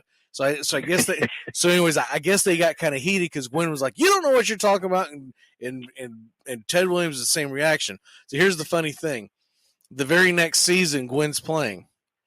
And Gwynn said he starts noticing, after having that conversation with Ted, he hit about 3 or 4 home runs that year with inside fastballs that were coming in. He was raking them out of the park. So the next time he runs into Williams later on that summer, or whatever it was, he said he couldn't wait to come to him. He come running up to him. He said, Ted. And he said, Williams turned around, looked at him and said, you finally learned how to hit that damn inside fastball, didn't you? It's like you said, you don't argue hitting with Ted Williams. I mean, that's like, that's like arguing any kind of anything with Einstein. I mean, kids to this day are still dreaming from Little League all the way up to they want to bat 406. They want to bat Ted Williams numbers. I mean, that you just can't argue that. That greatest hitter. That hit will. And I agree with you. Could be up there in the talk of player. I mean, I agree that I think Ruth has got to be that. But, man, what it could have been, which I'm glad he did serve. That's, thank you for that. Oh, yeah, definitely. But as a sports fan, you just wonder, if you had those 5 years, how big could those numbers have been? And as only Ted Williams could do, he finished his career, his last at bat in Fenway Park with the home run. Not to mention the year that he hit 406. I don't have the numbers in front of me, but I do remember he went into that day hitting 399.6 something. Anyways, it would have rounded out to be a 400.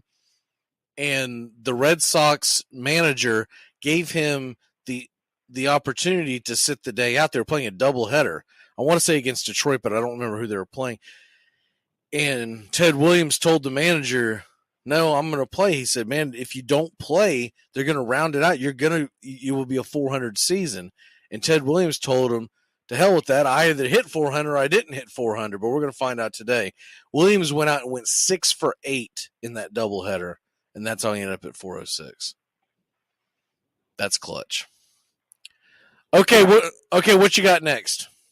Is that Rocky Blyer time? It is Rocky Blyer time. Did you know, I mean, I'd like to be a little part of this family. They're from Appleton, Wisconsin. Mom and dad owns a tavern, and they live above it. Could you imagine that growing up? I mean, just, hey, Mac, let's run downstairs and grab some breakfast. I mean, I think I lived that growing up. What are you talking about? Last name's McGee. Anyways, go ahead. Robert Patrick Rocky Blyer. NFL halfback for the Pittsburgh Steelers from 1968, and then again from 71 to 1980. Blyer played his college football at the University of Notre Dame in South Bend, Indiana, and graduated in 68 with a degree in business management. During his junior season in 66, the Fighting Irish won the national championship, and he was the team captain as a senior in 67. He was selected in the 16th round of the 68 draft by the Pittsburgh Steelers, number 417 overall. After his rookie season with the Steelers, Blyer was drafted to the U.S. Army in December 1968 during the Vietnam War. He volunteered for duty in the South Vietnam and shipped out for Vietnam in May 69 and was assigned to the C Company, 4th Battalion, 31st Infantry, and assigned as a squad grenadier operating a 44mm M79 grenade launcher. On August 20th, while on patrol out in Heat Duke, Blyer was wounded in the left thigh by an enemy rifle bullet when his platoon was ambushed crossing a rice field. While he was down, an enemy grenade landed nearby after bouncing off a fellow soldier, sending shrapnel into his lower right leg. He lost part of his right foot in the blast and was later awarded the Bronze Star and Purple Heart. While he was recovering in a hospital in Tokyo, doctors told him that he could not play football ever again. Soon after that, he received a postcard from Steelers owner Art Rooney, which read, "Rock, the team's not doing well. We need you, Art Rooney." When asked about it later, Blyer said, "When you have somebody that takes the time and interest to send you a postcard, something that they didn't have to do, you have a special place for those kind of people." After several surgeries, he was discharged from the military in July 1970 and began informal workouts with the Steelers. He rejoined them in camp in 1970. Upon his return, he couldn't walk without being in pain and only weighed 180 pounds. He was put on IR for the season, but returned in 71 and played on special teams. He spent several seasons trying to get increased playing time and was waived on 2 different occasions. But Blyer never gave up and said that he worked so hard, and to quote him, that he worked so hard that sometime in the future you didn't have to ask yourself, what if? An off-season training regimen brought Blyer back to 212 pounds in the summer of 74, and he earned a spot in the Steelers starting lineup. Since Preston Pearson was wearing the number 26, that was the number Blyer wore his rookie season before he went to Vietnam, Blyer switched to the number 20 when he returned back to the starting lineup. After Pearson was traded to the Cowboys in 75, Blyer kept the number 20, which he had already become associated with. In addition to being a great lead blocker, Blyer was also the second of the Steelers' rushing weapons. Franco Harris was their primary back, and Blyer was the second option. Both were effective nonetheless at both blocking and rushing. In 76, both Harris and Blyer rushed for over 1,000 yards, making this the second NFL duo to accomplish this feat after Morris and Larry Zonka of the 72 Dolphins. Blyer played in the first 4 Steelers Super Bowl victories and caught the touchdown pass from Terry Bradshaw that gave Pittsburgh a lead it would never surrender. He also recovered Dallas's onside kick in the closing seconds, sealing the Steelers' victory. Blyer retired after the 1980 season with 3,865 rushing yards, 136 receptions for 1,294 yards and 25 touchdowns. At the time of his retirement, he was the Steelers' 4th all-time leading rusher. Got tongue twisted there. 4th all-time leading rusher. I still can't say it. He run real good. That is, yeah.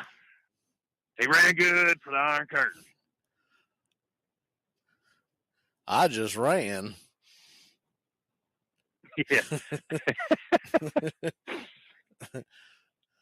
Those 4 years of college will sure do go by fast. Yeah, I mean, Rocky Bleier, I can remember he was retiring as I was just first starting to watch football. So he's really more of a name that I knew growing up as opposed to really remembering him play. I saw him towards the tail end because it was him and Bradshaw towards the tail end of his career. But Rocky Bleier, I mean, he was a name in the NFL. He was every bit of a name as a running back in the NFL as Marshawn Lynch was. I think that's a fairly good analogy, and for the right reasons, not for the goofy stuff that Marshawn Lynch did. I'm talking about as far as being just a really good running back. Yeah, I mean, just the heart that he had to come back. You know, I mean, he was wounded in action, lost part of his foot, come back, was cut twice, couldn't even make the practice squad, played in special teams, and wouldn't give up. And he put a lot of that to Art Roney, mailing him a postcard while he was over there wounded. And it was just like, you know, he didn't have to do it, and I'm going to go out here and give my all. And he eventually worked himself back to a starting position. And, I mean, to be in that backfield with Blanco and both of you have 1,000 yards, that's a great accomplishment. Yeah, I agree. I mean, it was, and I mean, he was. Let's be honest. He was on one of the greatest teams of all time. I mean, the Steel Curtain of the '70s. They're still highly revered. Okay, I got some more rapid fire ones. I'm gonna try to knock out one, and then I'm try to knock two of these out before the top of the hour, and then when we come back, we'll get into your Art Donovan and Joe DiMaggio. I think one of the ones that I want to make sure that we hit this guy up because I know he's near and dear to your heart, and I don't believe we talked about him on the first Veterans Day show we did a couple years ago, but Ahmad Hall of the played for the Tennessee Titans. After graduating from high school, Hall enlisted in the United States Marine Corps from 1998 to 2002 as a field radio operator, a sergeant with a tour of duty in Afghanistan under his belt. He then enrolled at the University of Texas. Once his time in the military ended, he walked onto the Texas football team as a fullback and was on the national championship team when Texas beat Southern Cal, the famous Vince Young team. He was on that field. Although he was not drafted, Hall eventually signed with the Tennessee Titans in 2006 and played 14 games in his rookie year and actually had a pretty decent career in the NFL. But when he was with the Tennessee Titans, I know he was always a crowd favorite. And if you go onto our Facebook page and you see our updated profile picture, the guy running onto the field with the flag in his hand and could say it high-fiving, he's really low-fiving a soldier as he's running out on the field. That's Ahmad Hall. Yeah. I mean, he was a bruiser too. He was a Jeff Fisher back, was he not? I mean, in that system, he wasn't the superstar on the team, but you knew when you got done playing a game with him lining up across from you because he would run you over. Yeah, and he actually played for the Titans from 2006 to 2011. So he wasn't a flash in the pan. I mean, he's that's a good little. To be quite honest, that team's been missing an Ahmad Hall. We've been looking for it. Well, it says here he's only 36, so someone needs to give him a call. He was the guy that what was the fullback's name that went out there and blocked for that left the Titans and went out there and blocked for LT out there in San Diego? what was that tight ends? I mean, I said tight end. The fullback for the Titans. Do you remember who I'm talking about? I do, but you're going to hit me with it on air, so I'm just going to crickets. Anyways, at the time, he was looked upon as the best in the game, but Hall basically took his spot. Man, that's going to drive me nuts till I think of his name. It was a great fullback, but and of course Hall did more than just play fullback. He also played quite a bit of special teams and whatnot too for the Titans. But anyways, that's Ahmad Hall, and he was always a crowd favorite. And whatever he's doing now, I hope he's doing well. And once again, thank you for your service. Here is I think fairly unknown, famous in the sports world, but I don't think a lot of people knew that he served. Mr. Tom Landry of the Dallas Cowboys. He was the head coach of the Cowboys. He was the one that started the whole America's team. He's the one that, if you ever see the old pictures, walk around in the houndstooth cap. I mean, look just like the kind of cap that Bear Bryant wore. So even though he was best known for his success as the head coach of the Dallas Cowboys, Tom Landry was also a Pro Bowl selection player with the New York Giants as a player. And then Landry also played at the University of Texas, once again, another Texas guy. But his college experience was interrupted by World War II in the U.S. Air Force. A lot of these guys that we've done over the past, we're not Air Force guys, so I figured it's about time that we pick an Air Force guy. Assigned to the 860th Bomb Squadron as a co-pilot in a B-17 flying Fortress bomber, Landry served 30 combat missions and once survived a crash landing after his plane ran out of fuel in the Pacific. So that's Tom Landry, and I don't think a lot of people realize what that he actually had a pretty nice military career along with Hall of Fame head coach, and realistically, the reason why the Dallas Cowboys are America's team to this day. Tom Landry. You do remember Landry, right? Yeah, I'm old enough to remember Tom Landry. Okay. I know he was, when was his last year? Probably 89. That was right around the time that Jimmy Johnson took over. 89 was probably Jimmy Johnson's first year, so I guess his last year was 88. But he was iconic when he was given the axe. It was a bummer. It really was. Yeah, the one thing that I liked about Tom Landry, even though I was never a Cowboy fan, although ironically the first jersey I ever owned was not Emmitt Smith. Jesus, I can't believe I just said Emmitt Smith. Tony Dorsett jersey was the very first jersey I ever owned, and it was basically because I had choice between that and I don't remember what the other ones was. But we were in a store. My mom told me which one do I want. I wanted Tony Dorsett because I knew who he was, kind of thing. But what always stuck out with me with Landry in the Cowboys was he was very innovative. When they talk about Bill Walsh and all these other guys being innovative on offense, he was extremely innovative. He was the kind of guy that would come up with any kind of a trick play. He was constantly, he was the king of the flea flickers and the reverses and the hook and laterals and all that stuff. Tom Landry's Dallas Cowboy teams were fun to watch. So not only did they win, they were exciting, and I think that's why they became America's team. He was playing chess when everybody else was playing checkers. That's the kind of coach he was. I mean, he could beat you with a game plan and execute it. And he had a way to get that across to his players.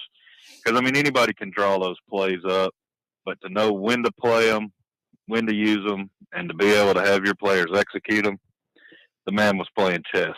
And that was Landry. Now that we're sitting here talking about it, life's come full circle. I think I'm going to have to go out and find me an old Tony Dorsett jersey. Hey, man, I still rock the old Merino jersey. I catch heck for it, too, because it's the old 3/4 length sleeve. Yeah, I mean, the way jerseys used to be. So, yeah, I'm all in it. Go get you that old school jersey. Oh, yeah, I still have my Merino old school jersey. You know what kind of old school jersey I have in Merino? They didn't make these for very long, but, man, I wish they would because they were really killer. I have the reversible jerseys of the damn Merino. And they did not make those for very long, but man, I'll tell you what. Not only are they comfortable, because first of all, they're warm because they're double knitted, right? You know. But I love that thing, and I wear it every single fantasy draft day. That's the only time that I bust that sucker out. But every year I bust that sucker out. You laugh, man. Wear it every day. But it's sharp. Wear it every day. It's Nobody sharp, ever baby. know you never watched it. Rocking it. And the thing is, the great thing about that thing was that you only had to wash it half as much because, you know, if one side got dirty, you just flip that sucker inside out. And I had to look it up. It was killing me, and you could kick yourself because this is so simple. You know who that fullback was? Who was it? Lorenzo Neal. Ah, yeah, that's how I could not think of his name. As soon as the L popped up, I said, Lorenzo Neal. How in the world did I ever forget that? But yeah, I mean, he was a beast. Just to mention the Hall, I mean, he filled right in very well for a very great fullback. He, from his blocking, should be in the Hall of Fame. That's my opinion. Okay, we're going to have to take a quick break. Okay, let's get back into it. I'm going to read one off real quick, and then we're going to get into Art Donovan. Let's go and I'm going to go ahead and run down Yogi Berra one time. You can't do one of these shows without doing Yogi Berra. I mean, come on. Yeah, you got to mention Yogi. I mean, come on, it's Yogi. Lord knows the whole world misses old Yogi right now. Yeah. I mean, I would love to hear. What would Yogi? I would just love to hear what he would say right now. I want to hear one of them Yogi-isms right now. I bet you he would have had a humdinger for the election. There's no telling what he would have said. I could do a whole hour on what we think he would say. Yogi Berra was one of thousands of men who played a role in the D-Day invasion. Legendary New York Yankees catcher Yogi Berra was serving as a gunner's mate while stationed off the coast of Normandy Beach on a U.S. Navy boat that day. Just over a year later, he made his major league debut with the New York Yankees at age 18. So he was 17 years old over in Normandy. Can you imagine me, a 17-year-old kid over there with all the bullets flying? I mean, just terrified. I can just only imagine. Berra was a 10-time World Series champion. Stick that in your pipe and smoke it, Jordan. 10-time champion. A 15-time All-Star and an AL MVP 3 times. He also elevated his name into consideration as possibly the greatest catcher ever. And I'll be honest with you. And by the way, he also happened to win 3 World Series titles as a coach. So he's got 13 world championships. Is that it? Is that all you got? Are you not entertained? You remember when LeBron said he was going down to Miami, they were going to win not 1, not 2, not 3. Can you imagine Yogi sitting there? He's like, yeah, buddy. Not 8, not 9, not 10, but 13. Yeah. And mine are real titles. They're called World Series champions. I mean, I think he's the greatest catcher of all time. I know I covered him on our last show, and Yogi Berra, man, just not even just the athlete of him, but just the person. From what he did as a veteran, as a player, as a coach, as a mentor, and I mean, even up until his death, I mean, you went to Yogi for wisdom. He had those little one-liners, and they were just so simple, that they were just genius. And I mean, some of them, I can't come up with any of them off the top of my head right now, just because I'm sitting here trying to think of them. But Yogi Berra was the king of that, and I miss him. I wish we had him right now. Well, I know one of my favorite Yogi-isms. I can remember he was talking about how busy Manhattan was, and they were asking him about something about if he was going to go somewhere in Manhattan, something, and I don't remember if it was a play or whatever. And he was talking about how busy it was, and how hard it was to get a table at this restaurant or whatever it was. And his yogi is one of his famous ones was, well, nobody ever goes there anymore. It's too crowded. If you just think about it, and those are the typical yogiisms where they're like double entendres. I mean, they're just funny. I mean, he's the one that coined "It ain't over till it's over."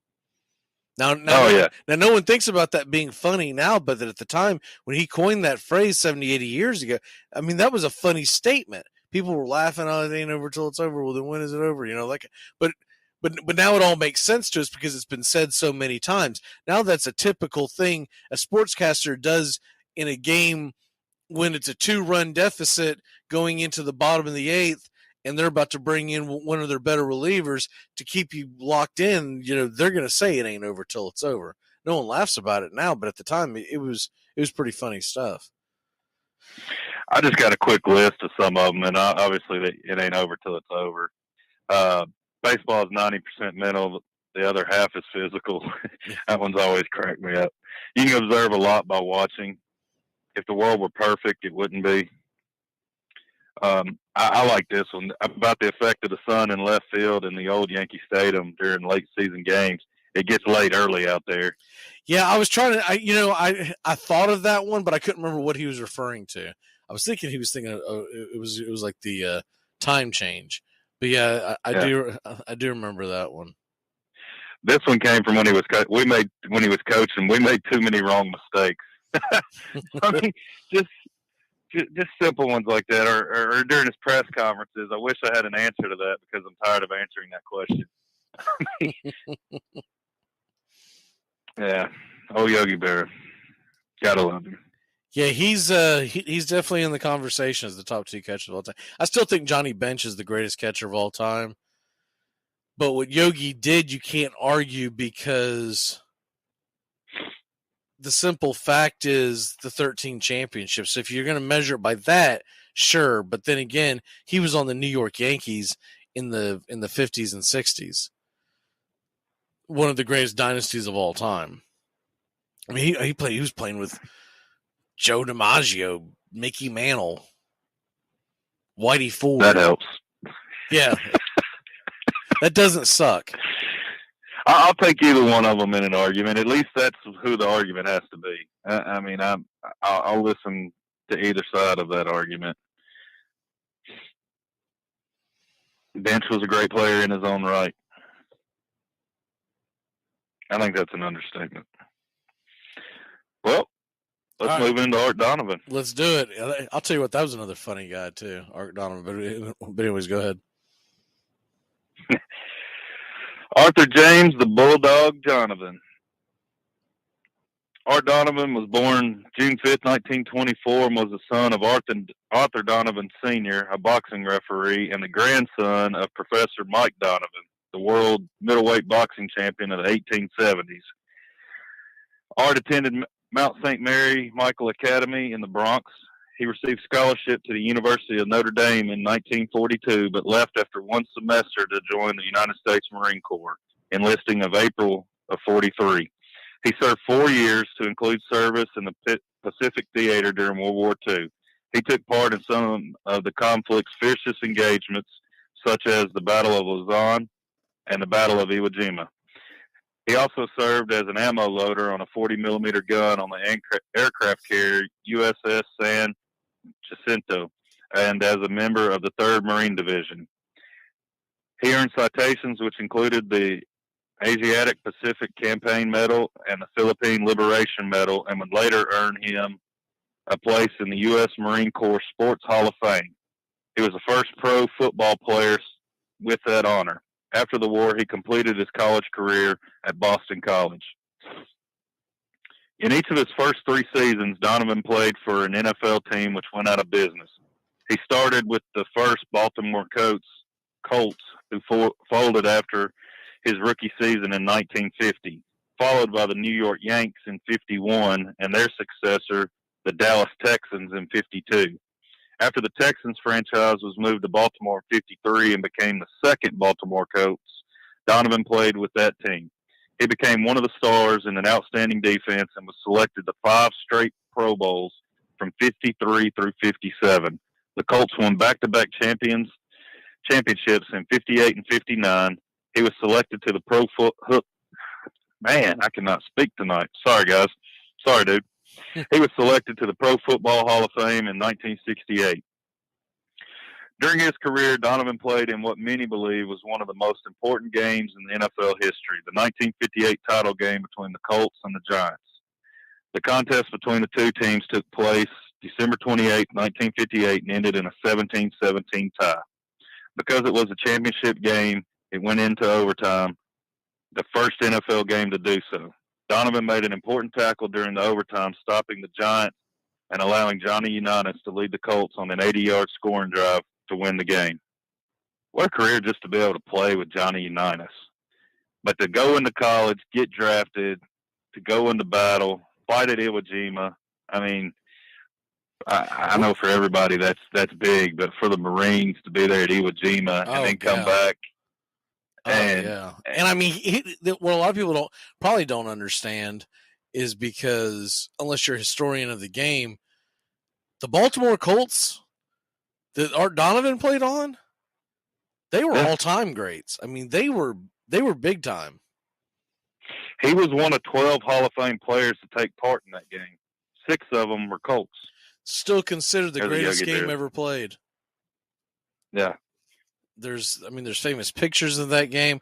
What I remember the most about Art Donovan growing up is not only was he in all the Miller Lite commercials, the less filling tastes great commercials, but then later on he was constantly in NFL films. If you watch any NFL film that was made in the 80s, early 90s, he was being interviewed in them. And I mean, he was an absolute riot. I was hoping I could find some of those quotes here, but what I ran into has nothing to do with that. I mean, there's a couple of cute ones here, but I remember him being much funnier. There was one says, I went to college to play football, not to study it. I never met a cold cut I didn't like. This is just random. I don't eat vegetables. I only eat real food like cheeseburgers, Spam, hot dogs, and pizza. Spam's thrown in there. That's dated. But yeah, I just remember Art Donovan just being an absolute riot and just a joy to when you saw him appear in one of these NFL films or whatnot on TV, the room just immediately lit up. And though I've never met the man, he just seemed like he was an absolute joy to be around. Oh, I didn't get that privilege. I didn't get to see any of his career. Just growing up and watching old NFL games and learning the history of the game, I learned about Art Donovan. But one of the quotes at his funeral that I thought was really hilarious was Raymond Berry, his former NFL teammate, was asking him about the war, and talking to him and wanting to know about it. And he just looked at him frankly and said, "Raymond, I got shot in the ass at Iwo Jima. That's what happened." I mean, and just into that. I mean, you're not gonna mess with the big defensive tackle. All right, here's a funny one I came across with him. The best way to die is to sit under a tree, eat lots of bologna and salami, drink a case of beer, and then blow up. It's so random. Oh, yes, it is. Oh man. But I just remember him. He had such a great delivery. I just saw one of his his quotes, and this is typical, probably because I'm thinking someone had asked him how he was so funny or whatnot. And where's the quote at? It says, "Oh, I guess telling stories is an art form. I never looked at it that way. I just started talking. Everyone started laughing. So I've been talking and they've been laughing ever since." and that's typical Art Donovan Bronx humor. I mean, he's just down to earth guy. Remember he used to pop up on Johnny Carson show all the time in the 80s. And unfortunately, we don't have great late night talk show anymore. Late night talk shows anymore. We're stuck with what we have now. Those guys can't hold a candle to what Johnny Carson was doing, and then of course Dave Letterman has also retired. But Art Donovan, man, when you saw him pop up on Johnny Carson's show, you would stay up late just to watch him, because he wouldn't even be talking about football. He would be talking about everything else under the sun, but he would just be a riot, and he would have Johnny Carson over there in stitches, just leaning up underneath his desk because he was laughing so hard. But anyways, let's get into a few more of these before we have to switch gears. Here's one right here. Roberto Clemente competed in winter ball from 58 to 59. Clemente decided to choose a different path. He joined the United States Marine Corps Reserves. In addition to playing major leagues, Clemente also continued his reserve service until 1964. The outfielder had an 18-year professional baseball career, winning 2 World Series, 12 Gold Gloves, 12 All-Star selections. A lot of people still consider him one of the greatest players of all time. Clemente's plane went down in Nicaragua while he was doing a humanitarian mission in 1972, delivering aids to earthquake victims. The 5-year waiting period was waived for Clemente, and he was elected into the Hall of Fame the very next year. So if you're not familiar with who Roberto Clemente is, you might want to do a little more reading on him, because he is an all-timer. Here's another one we got here. Bob Feller. Just 2 days after Pearl Harbor was attacked, the Cleveland Indians pitcher Bob Feller became the first Major League Baseball player to volunteer for active duty in World War II. Just 2 days. Realized at the time Bob Feller was Clayton Kershaw. After spending 4 years dedicated to the war effort, anti-guncraft captain on the battleship USS Alabama, famous warship, and earning 5 campaign ribbons and 8 battle stars, he returned to baseball. When he retired in 1956, after an 18-year professional career, Feller was a World Series champion. Remember, he was on the last Cleveland Indian World Series championship team, an 8-time All-Star, and had earned the baseball's Triple Crown. He won 266 games and struck out 2,600 batters, pitched 3 no-hitters in his career. In 1962, Bob Feller was inducted into the Major League Baseball Hall of Fame. Tell us about Joe DiMaggio. Man, where do you want me to start with Joe? Here we go. 13-time All-Star, 9 times World Series champion, 3-time AL MVP, 2-time AL batting champion, 2-time AL home run leader, 2-time AL RBI leader, MLB record 56-game hitting streak, MLB All-Century team. Joseph Paul Joe DiMaggio, nicknamed Joltin' Joe and the Yankee Clipper. He played his entire 13-year career for the New York Yankees and is perhaps best known for his 56-game hitting streak. DiMaggio was a 3-time MVP winner and an All-Star in each of his 13 seasons. At the time of his retirement, he ranked 5th in career home runs, 361, and 6th in career slugging percentage at 579. He was inducted into the Hall of Fame in 1955 and was voted the sport's greatest living player in a poll taken during the baseball centennial year of 69. His brothers Vince and Dom were also major league center fielders. The other great thing about him was he got founded by his brother, who was out in the, I don't have the team right in front of me, but they were playing out in the Pacific Coast League in the minors. San Francisco. Yeah. And he's like, hey, my brother here can come in and fill shortstop. and ended up getting it in and actually had a 61-game hit streak in the PCL, which is a record in itself. Yeah. He Yeah, well, I mean, not they- only did he have the 56-game hit streak, he then missed a game and then went on for 13 more games out of that. So that was what, 69 out of 70 games he had a base hit? Yeah, and during that streak, he actually, even though he didn't get a hit in 57, he got a walk. He had 74 consecutive games where he got on base. Realize Tell me that. Realize that was the summer to be a baseball fan. That was the same season, the same summer that Ted Williams hit 406. It's the same exact season. Listen to this stat. During DiMaggio's 56 games, he batted .408, walked 21 times, and whiffed just 5 times. He reached base via hit or walk 112 times. Ted Williams was even more impressive. During those same 56 games, Williams played in 55, batted .412, reached base 127 times, 50 times via walk. How could you not love that as a fan? I mean, you're watching a streak of 2 players going .408 and .412 during 56. I mean, essentially a third of the season. Well, I don't know. Did they? I don't have that. I shouldn't have said that. Did they still play 150 plus games? It was back 154 back then. So still the same. He only struck out 13 154. times the whole season. Only struck out 369 They didn't go to times in 160. his career. They didn't go to 162 until 1961. But anyways.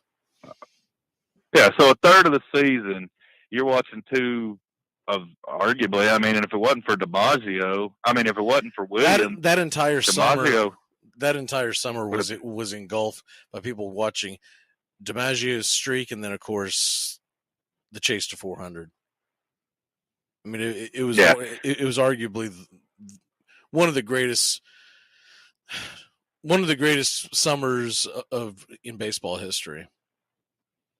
We are running out of time.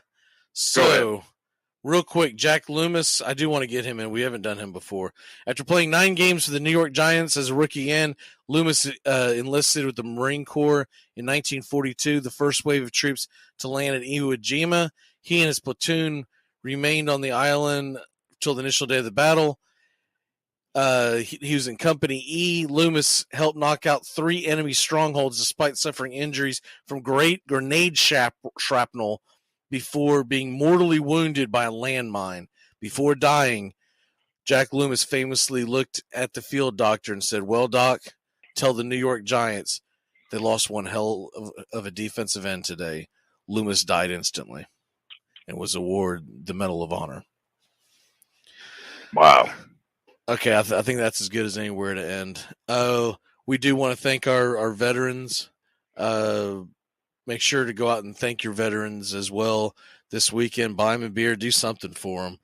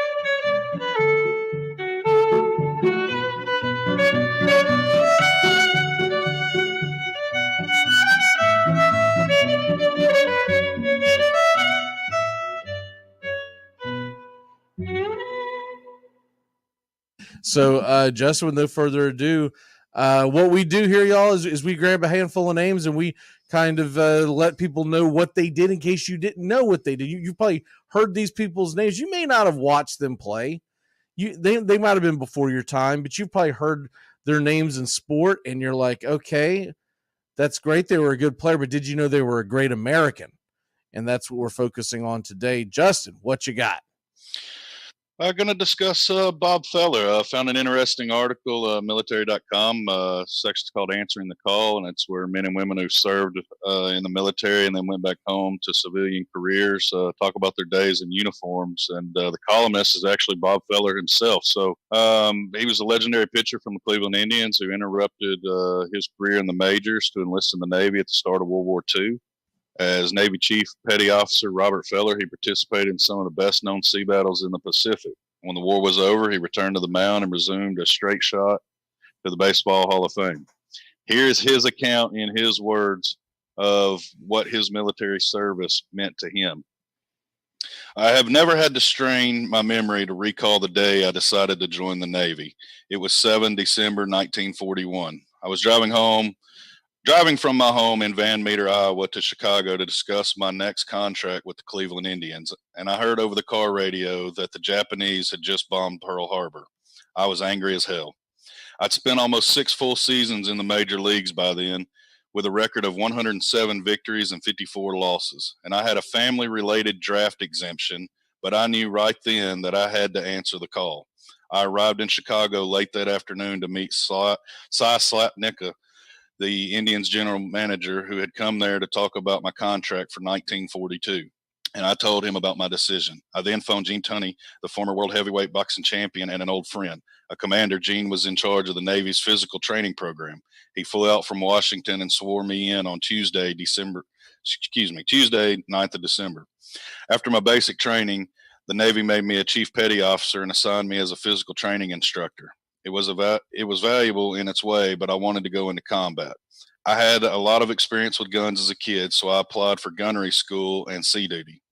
After 4 months of naval gunnery school in Newport, Rhode Island, I was assigned to a battleship, the USS Alabama, as a gun captain on a 40-millimeter aircraft mount that had a crew of 24. He went on to action in the North Atlantic and discusses that, and he says he got exactly what he wanted. The Alabama spent 6 months escorting convoys in the North Atlantic, and then in August 1943 went through the Panama Canal and headed for the Central Pacific. Over the next 2 years, we saw action in Tarawa, the Marshalls, and the Carolines, and the Philippines.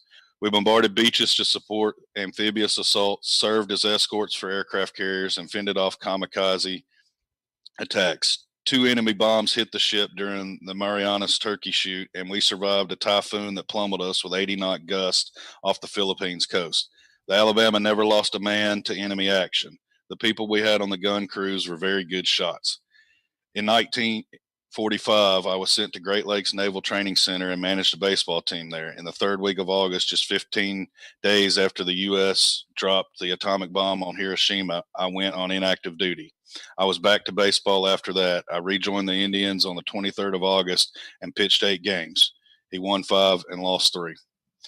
Serving in the military is almost always a defining moment for any young man or woman. You're young and impressionable. You meet a lot of new people and you travel to new places and you learn to be on time, how to follow, and eventually how to lead.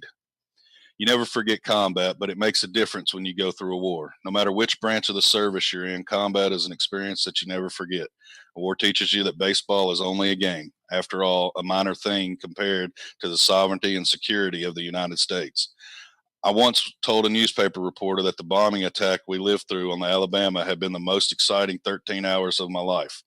After that, I said the pinstripe perils of Yankee Stadium seemed trivial. That's still true today. And my folks is Bob Fellers. We had broke him down in the past, and I just really wanted to go in when I found his words. Nothing hit more true to me that my man just said, hey, I got to answer the call, and by golly, he did it. So we salute you, Mr. Feller. And I don't think this generation, even our generation, understand that Bob Feller was one of the greatest pitchers of all time. Like, no one ever really references him as that because he played for some Indian teams that weren't very good. But you go back and look at the statistics alone. Bob Feller was a damn lights out pitcher, and it's unbelievable how many. Do you think today's age, and I'm not going to give anyone specific because it would not be fair, but do you think today's day and age we would have many of our elite athletes going over into war? I have my doubts. You talk about the ultimate privilege. You're an elite athlete, whether it's NBA or whatever sport. I think we would be hard pressed to find anyone that would give up their millions. And I think we have a few people in our head that were like, I know that guy wouldn't. But what they did, and they sacrificed, and some of them lost all. There are many that came back, and there are many that did not come back. And we've talked about that in great length in previous shows. We're just trying to shed the light again. I want to make sure I had the number right. I don't mean to cut you off, but just to the quality of pitcher he was, 279 complete games. Which get you some of that. You'll never see that done again. Right, which is unheard of nowadays. I mean, you'll be lucky to see 2 or 3 complete games in a man's career. Right. It's only been 10 years ago that you hope to get a handful at the very most complete games in a season. Right now, you might see an elite pitcher get 2 a year. And one of them is going to be because he's trying to make a run at a no-hitter. But nowadays, even I know it's a bad example, but he popped in my head. It's a bad example because he's injured, won't play next year. But you won't see a Justin Verlander type do that nowadays because they'll go out there and they'll pull him in the 5th or 6th inning, 7th inning. It's a shame because you don't get to watch what baseball was intended to be, which is mano-a-mano, and it was really about the starting pitcher going up against every batter and proving I'm better than you. So we're never going to get a Bob Gibson again. We're never going to get unless something changes, and things do change. So you never know; it might go back to the other way. But the only way it changes is they somehow reduce the hell out of the roster. Because as long as you've got 8 guys in your bullpen, which is what it's going to go to for now on next year. You almost feel like you have to pull a guy because you're like, I can't sit him on the bench. I mean, I can't have him on the bench sit there for several days in a row. He'll get rusty. All right, mine is going to that we're going over right now is Justin just did Bob Feller. I'm gonna go back and do one of my favorites, the great Yogi Berra. He played 19 seasons in Major League Baseball, and all but the last for the New York Yankees. So he was an 18-time All-Star. So keep this in mind. Won 10 world championships. 10. That's real cute, which those real cute memes you make about Michael Jordan being so great. 10. That's asinine. It means if you combine... It means he's out of fingers. It means, it means if you combine LeBron James and Michael Jordan, you get into the Yogi Berra stratosphere. Unbelievable. And as a catcher too, guys, it's not like he was a shortstop or a second baseman that played all these years and won 10 championships on great teams. He was the game. He called the game, and then your knees, right? Okay, so he had a batting average 285. While hitting 358 home runs, which was a lot back then. Had 1,500 RBIs almost. He is one of only 5 players to win the AL MVP 3 times. He's widely regarded as the greatest catcher in baseball history in the American League, where others would argue it's Johnny Bench in the National League, and then the argument begins. But regardless, he's the greatest American League pitcher. And there is no argument before it's Berra and Bench, and then everything else. But during World War II, Berra served in the U.S. Navy as a gunner's mate, and he was on the attack transport of the USS Bayfield during the D-Day invasion. So we always hear about the D-Day invasion. We always celebrate it in June. That man was there.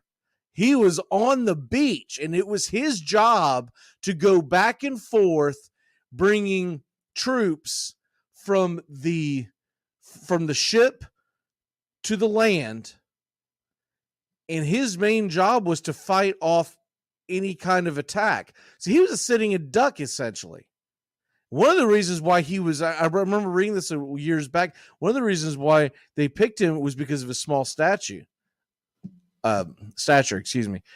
You know, everyone always hears Yogi Bear, and they hear, I think what everyone comes to is the Yogi-isms, right? But Yogi was a small guy. I think he was 5'8", 5'9", and a major league catcher, which is just that's unheard of, because most of those guys were, most of your major league catchers are big guys, because they had to take, back then they actually protected home plate.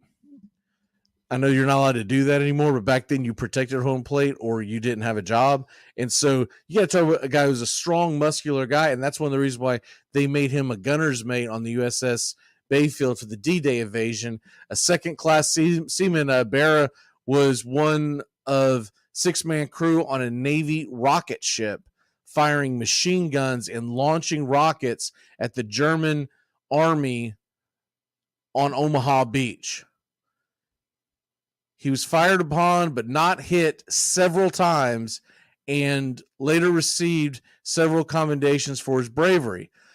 During an interview on the 65th anniversary, Barra confirmed that he was sent to Utah Beach during the invasion as well. So he was on both of the main beaches in the what was one of the most, I don't know if there's a bigger invasion in U.S. history, the D-Day invasion that basically turned the war. And that's that's Yogi Berra for you. And then also Yogi Berra, want to make sure I have this right. He got the Presidential Medal of Honor. I believe it was in 2015. I think he was nominated in 2013, and then he received it in 2015. And was in the Navy from 43 to 45. So got the Purple Heart, and I'm probably leaving stuff out, but that's the great Yogi Berra for you. And pretty much one of my favorite athletes of all time. I think we got Sean coming in on the show, so this is probably a good time to take a quick break. When we come back, Sean O'Toole will join us, and we will continue on with the Armchair Quarterbacks Salute to Service. We'll be back in a flash here on the Armchair Quarterbacks. Keep it locked in. Teamus Wooten is on his way back to the United States, so hopefully he. I'm hoping somehow he's actually going to make it into. He was. Well, I can't tell you everything he was saying, but he was complaining to me. That'll be the nicest thing I will say, as he was trying to catch a connecting flight in a ill part of the world. That is the nicest way I can put that. As I was asking him if he could. It was during the yesterday when the Boston Red Sox were reintroducing Alex Cora as their manager, excuse me. And I was asking him if he could get anywhere close to MLB Network TV, because I didn't know if I knew he was coming back sometime in this area, but I didn't know exactly when. And I told him, if he didn't catch you, you'd probably be on YouTube. And if I do see the actual video, I'll share it to the Armchair page so it's easier for him to find. But in the middle of that, he said, yeah, I'm going to try to catch that on YouTube sometime because I'm in it. And then the rest is bleep, bleep, bleep, bleep, bleep. Fair enough, man. Just get the hell out of there and get back. Teamus is coming back, and Alex Cora. Collusion. Yeah, exactly. He's going to be back. God, I think he's been gone. It seems like March-ish, I think, is when he left. It was before baseball, and it was before the pandemic hit. So it was right around February or March. And because the moment that pandemic shut everything down, I accused him of running to go hide in some kind of war, so he didn't have to deal with this over here. Anyways, joining us to the show, Mr. Sean O'Toole. Sean, how are you, sir? I'm fantastic. Happy Veterans Day to everyone. And, please, if you know anyone in your life that served, I do know a lot of people in my own family and outside of it. I do actually have friends, not many of them, but most of them are veterans. So make sure to thank a veteran today. Do what you can, regardless of what it is. Everything means something to the folks that serve this country. And I had to do this on the fly. I should have been a little more prepared, but I tried to tag a few people in to this that we know that have contributed to the show, that have either served or have done something that I feel patriotic. And if I've forgotten anybody, or you know anyone specifically, please feel free to tag them into the comments, because I like to give as much people love today as possible. Sometimes things slip my mind, but people like Timus I tagged in. I'm already thinking of a couple right now that I know I forgot. But anyways, when you're setting this up, Facebook hits live, and I've got about 30 seconds to try to do everything and try to get it going and go right into the show. They don't have it set up yet. Hopefully one day they'll have the Zoom Facebook Live set up where you can set it up in the studio and not lose the damn feed. You got about 3 minutes for when it sits up and goes go live. Because I've done it before. I've gone, okay, well, I'm going to go get me something to drink and wait for the show to get going. And about the time that goes and Justin's joining me, the thing crashes. And I'm like, son of a... That's why sometimes when I tags things in or whatnot, I forget about them. Well, unlike Bob Feller, they both had their careers. Let me rephrase that. Both had their careers interrupted by World War II. But unlike Feller, who was already famous when he went in, Spahn achieved his notoriety primarily after the war. He had a small call-up and had only had a brief appearance, which was 4 games in 1942 before he started his career. Most of his Hall of Fame career was with the Boston Milwaukee Braves. Warren Spahn won 363 games, ranking 6th overall, the most for a left-handed pitcher. A 17-time All-Star, Spahn's career included 13 seasons with 20 or more wins, 3 ERA titles, 2 no-hitters, notably at age 39 and 40, and a World Series championship and Cy Young award, both won in 1957. As I alluded to yesterday, one of his career highlights also includes something we'll never, ever see again, and that was an epic 16-inning pitching duel on July 2nd, 1963 at age 42 against Juan Marichal. That's amazing. But Spahn entered the Army on December 3rd, 1942 at Camp Chaffee, Arkansas, which was a combination training facility and a POW camp. Following basic training, he was sent to Camp Gruber, Oklahoma, where he was assigned the 276 Engineer Combat Battalion. He continued to play baseball and helped pitch the battalion's team to the post championship. On November 4th, 1944, Staff Sergeant Spahn and his unit, part of the 1159th Engineer Combat Group, boarded the Queen Mary for France. Of the men in the unit, Spahn later said some had been let out of prison if they would commit to enlist. So these are the people I went overseas with, and they were tough and rough, and I had to learn to fit that mold. Spahn soon found himself in the middle of action in the brutal Battle of the Hurtgen Forest and the Battle of the Bulge. Spahn recalled being surrounded and his men having to fight their way out. During one of the coldest winters on record, Spahn said, "Our feet were frozen when we went to sleep, and they were frozen when we woke up. We didn't have a bath or change of clothes for weeks." In March 1945, the 276 was at Ramingen, Germany, working around the clock to repair the Ludendorff Bridge. Suddenly, everyone heard what they thought were rifle shots, but it was rivets being sheared off from the trusses and beams. The bridge, weakened by demolitions and heavy troop and vehicle traffic and the vibrations from artillery fire and construction equipment, was collapsing. A total of 28 men were killed or missing and 65 wounded. 18 men were rescued from the river. Spahn was among the wounded, getting hit in the left foot by a piece of bridge shrapnel. The 276 received the Presidential Unit Citation for its actions, and Spahn was also awarded the Purple Heart. In addition, Spahn received a battlefield commission, which lengthened his service by another 6 months. Discharged in April of 1946, he returned to the Boston Braves in time to post an 8-5 season. A lot of historians and fans have claimed that Spahn's 4 years in the Army cost him the chance of reaching 400 wins. But Spahn disagrees And here are his comments on that. I matured a lot in those years. If I had not had that maturity, I would not have pitched until I was 45.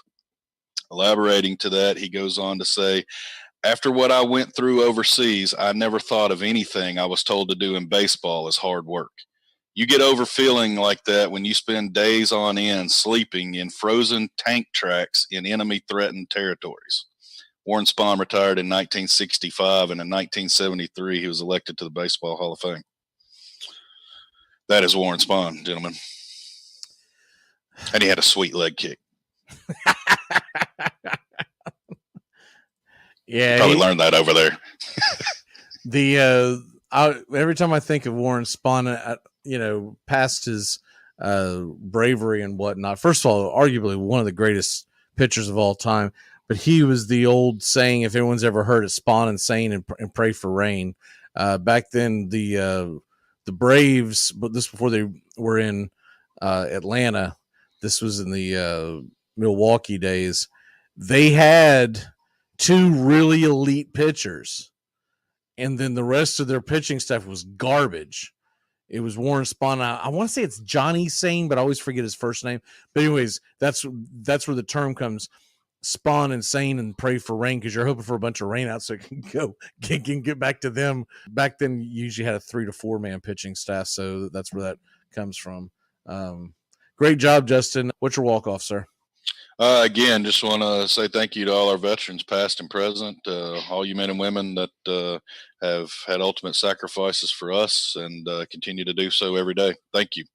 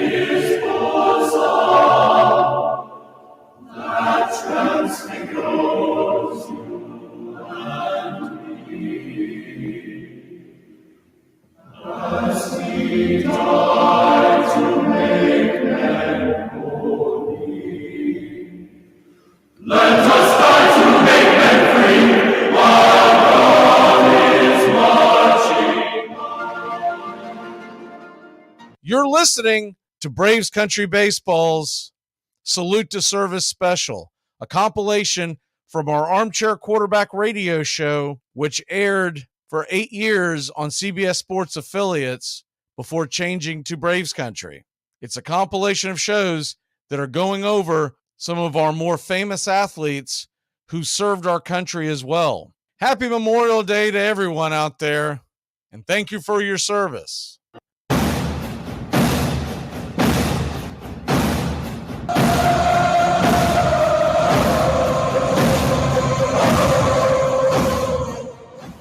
He's the armchair quarterback. He's full of beer and he's full of snacks. He's the all-American man. All right. Well, kids, gather around. This isn't a name you hear a lot, but it's one I think you probably should. It means a lot to me personally. I'll mention why towards the end. Hank Greenberg played 12 of his 13 major league seasons for the Detroit Tigers, who are, my favorite team, having grown up in Michigan. He was an American League All-Star 4 times. He was also a 2-time American League MVP as a first baseman in 1935 and as a left fielder in 1940. He had a batting average over 308 seasons, won 2 World Series with the Tigers in 1945, and hit a whopping 58 home runs in 1938, which, there's not a lot you can find on video from that time, but you can read about it. 58 home runs in 1938 is like 120 now. It was nuts. I mean, the ball was completely made differently back then. There weren't lights in most outdoor stadiums. There's a very famous Hank Greenberg axiom in the 1935 World Series, because St. Louis's Sportsman Park didn't have lights, and Game 3 went into the bottom of the 9th, and it was getting dark, and Hank Greenberg hit what was a walk-off grand slam, and the umpire said, "Hank, I can't call the game. I didn't see where the ball went." Hank turned around and said, "Well, I saw it just fine. This game's over," which is one of my favorite little Hank Greenberg anecdotes. I'll get to the military service, and then I'll round back around to just some career numbers on him, because his career numbers are nuts, and honestly, he should be someone that's just more highly regarded. He was kind of unfortunately and unfairly, not only lost 4 years of his prime to military service, but also was sandwiched directly between kind of Babe Ruth and Ted Williams, and was really forgotten about as kind of like the Larry Holmes of baseball, because he just came between, 2 monoliths in baseball history. But in October of 1940, Greenberg was the first American League player to register for the nation's peacetime draft. And in 1941, the Detroit Draft Board originally classified him as 4F, which is for flat feet, meaning he wouldn't be eligible for military service. He appealed. There was a lot of public sentiment in the early 1940s as a war was brewing overseas, that a lot of athletes might try to get out of service, which famously Jack Dempsey did during World War I, and took a lot of public criticism for it after the fact. Most baseball players didn't feel that way and wanted to serve their country, and Hank was no exception. On May 7th, 1941, he was inducted into the U.S. Army after playing 19 games in left field. He reported to Fort Custer in Battle Creek, Michigan, which is about 20 minutes from my hometown of Mount Morris. He made a comment that I made up my mind to go when I was called. My country comes first. A lot of players were bitter about the lower amount of pay that they were given compared to their Major League Baseball salary. That was a big, talking point in newspapers at the time. And Hank was a model citizen.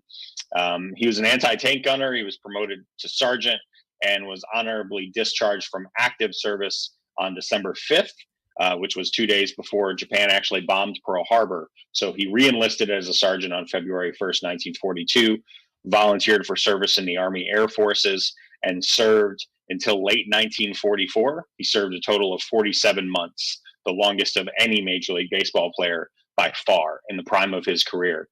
He played 19 games in the 1941 season, lost all of 42, 43, and 44, and didn't return to play baseball again until June 14th of 1945. That is Henry Greenberg's service to the U.S. military. 2-time MVP, 10-time All-Star, just an amazing battery of statistical references. His career WAR is 54.2, which is by 1938, 1940 standards, really only trails like Babe Ruth, Ted Williams, Lou Gehrig, Joe DiMaggio, Mickey Mantle, right? He's basically the 6th greatest hitter He's even higher than Jimmy Fox in lifetime WAR. And it's funny because he's so underrated as a player. I mean, so underrated. You never hear it talk about, but like you said, what was the year that he hit 58 home runs? 1930. Was it 30? The 58 home runs was the 1938 season where he actually finished third. Yeah, 38. 58 home runs, 119 runs batted in, which is just nuts. Batted 315, 438 on base, 683 slugging, 1122 OPS. His OPS, I'm going to read off his OPS, which is a modern, analytical measurement that people use. These are his OPSs from 1934 to 1940. Okay. 1005, 1039, 1085, 1105, 1122, 1042, 1103. His 1940 season, which is his second MVP, he was 340, 41 home runs, 150 runs batted in, 50 doubles, 8 triples, 6 stolen bases, 93 walks. I mean, he is such an underrated player. Even by Tigers fans, he's considered probably the second greatest Tiger of all time behind Al Kaline, and the statistics don't back that up. He's a far superior player to Al Kaline. Kaline just happened to be with the Tigers during the Tigers' greatest period of sustained success, which was the 60s and 70s, where they lost the American League pennant so many times to great Yankees teams. It's almost laughable. But he's, by most statistical measurements, the greatest Tiger to ever play. And even amongst Tigers fans, he's basically second. It's basically Al Kaline, Hank Greenberg, and then Alan Trammell. Anybody who was alive from 1930 to 1950, of which there's not a ton of people left, unfortunately. A lot of people like my father have passed on. My father always said Hank Greenberg was the best hitter he ever saw. Said he was just an amazing masher. And that is the guy who loved his nickname. It wouldn't be PC to call him this today, but he was known as the Hebrew Hammer. And he was an amazing baseball player. And like I said, just unfortunately kind of lost to history and lost to time, because he's right between Babe Ruth, played the same time as Ted Williams, and then DiMaggio and Mantle come along. Just an amazing player, an amazing patriot, served his country dutifully. You just take his averages over his career and slot it into those 3 seasons that are completely lost, and even add the 41 season where he only played 20 games. I mean, he's easily one of the 10 best statistical players of all time. And he's one of the 30 best statistical players of all time. So that is Hank Greenberg. Thank you for your service to our country. And thank you for being a Detroit Tiger. Still love it. Yeah, I don't think he gets enough love. There's a couple that I won't go over their entire thing, but I'll mention them at the end of the show, because if we just don't have a long enough show to do all these athletes. But there are a lot of people. Do yourself a favor, America. Do a deep dive later on today, and there are a bunch of articles that have been written. Hell, I don't know how you would find mine, because mine was about 7 years ago, but that have been written about this very topic. How many athletes gave all, and some of them gave up their entire, not just their life. Some of them also gave up the prime years of their career. I know life is much more important, but I'm saying from a perspective of a sports, history, there's no telling what some of these guys would have been. Rocky Bleier is a great example. He got shrapnel in the leg and then continued off into a pretty darn good NFL career. But what would he have been if he hadn't been running around with shrapnel in his leg his entire career? So, that's, I don't think it's ever stated enough how important these guys are to the American landscape, because I think your average person thinks that a lot of these quote unquote athletes that served during wartime were like Elvis Presley. They're over there just singing songs and dancing around and making movies and whatnot. And there were some that got that, but a lot of them were right in the teeth of the fight. And right. That's what's always jumped out at me, is when I first started researching this years ago, I was like, man, I cannot believe that some of these guys gave what they gave. This got sparked by Justin and I talking about Pat Tillman one day. This is prior to Veterans Day of our first season back with the Armchair Quarterbacks in 2014. We talked about it on end for, I don't know, 15, 20 minutes that day. And this was like a week or so before Veterans Day. And Justin and I called each other off air and basically said, why don't we do that for as many guys as we can find? And then you start opening the lid and you're like, man, I did not know there was this many guys. I'm going to do one of the basic ones because I think this has to always be appreciated, especially considering not only is this man considered possibly the greatest hitter of all time, he's also considered possibly one of the greatest pilots of all time in Mr. Ted Williams. Played 19-year career as a left fielder for the Boston Red Sox from 1939 to 1960, excuse me. The only thing that interrupted him was something called World War II and the Korean War. He served in both. January 42, after World War II began, Williams was drafted in the military, being put into Class 1A. Williams joined the Naval Reserve on May 22nd, went on to active duty in 43 and was commissioned second lieutenant in the U.S. Marine Corps as a naval aviator on May 2nd, 1944. Williams also was on the baseball team in Chapel Hill, North Carolina, along with other Red Sox teammates like Johnny Pesky, remember the Pesky pole, in pre-flight training. After 8 weeks in Amherst, Massachusetts, the civilian pilot training course while on the baseball team. So he was doing all this at once. I don't know why he was playing baseball and trying to learn how to fly, like he was going to forget how to play baseball, but that's Ted Williams for you. Williams was sent back to Fenway in 43 to play in an all-star game managed by Babe Ruth. And Williams, who people still talk about how, and I've heard this on many occasions, that he was possibly one of the greatest pilots of all time. And it all comes down to his eyesight, right? And that's his eyesight in reaction. And of course, that's what made him a great hitter. But this is a typical humbling quote by Ted Williams. He would always tell you how badass he was on a baseball field, but he was always very humble in his service. Quote, I was no hero. There were maybe 75 pilots in our two squadrons, and 99% of them did a hell of a lot better job than I ever did. But the numbers always came back as that's not true, Ted. Like you were elite. I won't rattle off all his combat statistics, but they are eye popping.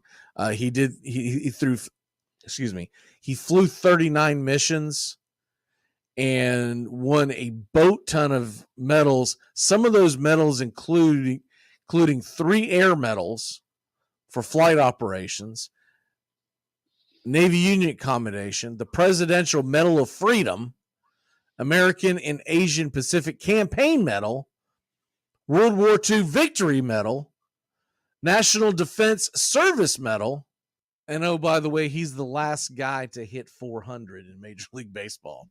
Other than that, Ted Williams was kind of a disappointment of what he could have done with all his potential, right? I mean, this guy, and it's funny, and I can just imagine him in a cockpit, just a very determined guy. But remember his famous line that everyone always talks about is they said, what motivated you in the world of baseball? And he said, I wanted people to point at me walking down the street and goes, there's the best damn hitter that's ever lived. I would challenge people to find someone better because Ted Williams to me is probably the greatest overall hitter. When you talk about the power and the average, the greatest hitter of all time. He was the original shift. They shifted a little bit with Babe Ruth, but not a whole lot. It was unthought of in that day. The original shift was called the Williams shift. And so there you go. There's Ted Williams for you. Incredible human being, incredible American, and arguably the best, if not the top 2 or 3 hitters of all time. And there you go. And then somehow they try to freeze him, and we're going to bring him back. That's how good you know you're a badass when they decide they're going to try to freeze you, because they got to replicate your DNA. I don't think we're in any danger of that. Them go, oh, we got to make sure these guys are around. You know, we got to duplicate old O'Toole and McGee. You don't want to lose these guys. Williams are like, oh man, we got to keep his head. Anyone that forgets that well, you know what? Let's just forget. It's fun.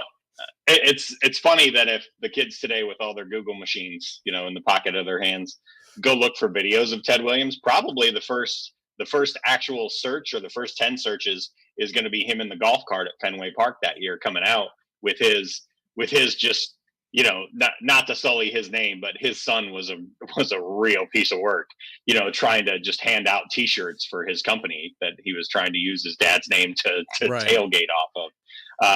And I think, but I will always remember that night, because that was one of the coolest moments in sports, because all those Major League Baseball players who are obviously all-stars, but a lot of them turned out to be Hall of Fame players. Yeah. Them being in awe and emotional, getting to meet him. And I remember some of the interviews afterwards, some of them did talk about, this is when I first learned about it, essentially. I'd heard a little bit about, but this, they talked about essentially what he had done for his country. And I was like, what, Ted Williams was in the war too? I was like, whoa, Ted Williams wasn't just in the war. He was in the wars and kicked ass in both wars.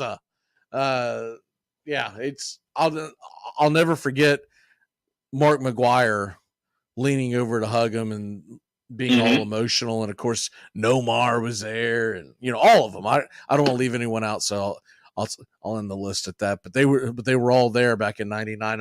I've gone back and watched, you know, during the pandemic shutdown, I went back and watched the '99 All-Star game. It was a great All-Star game, first of all, but then that being added to it was just incredible. That was the first time the home run derby became appointment television, and I mean, it was that whole weekend at Fenway was a big deal. Mark McGwire at that point was, and we're not going to have the McGwire discussion and do the revisionist history on that, but at that point in time, Mark McGwire was the most popular player in baseball in decades, I would say. I mean, everybody was gobbling up Mark McGwire stuff. The Cardinals were on national TV all the time. That was a real moment. And for him to have been just awestruck by the sight of Ted Williams, much less meeting him, tells you a lot about how much he was revered by baseball players in the game. He was easily one of the most revered players of all time.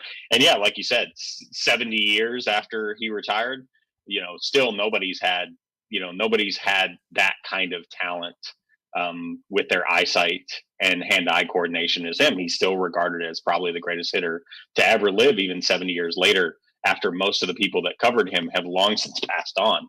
That tells you a lot about how great he truly was.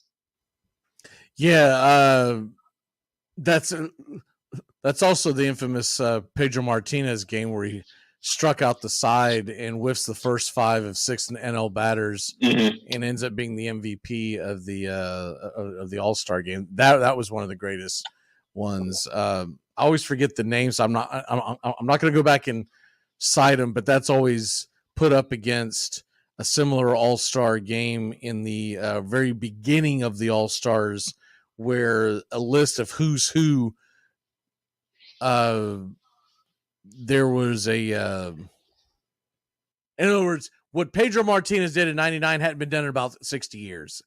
That's the short of it. David Robinson. What you got on David Robinson today, sir? Yep. Quick part as we go into the end of the show.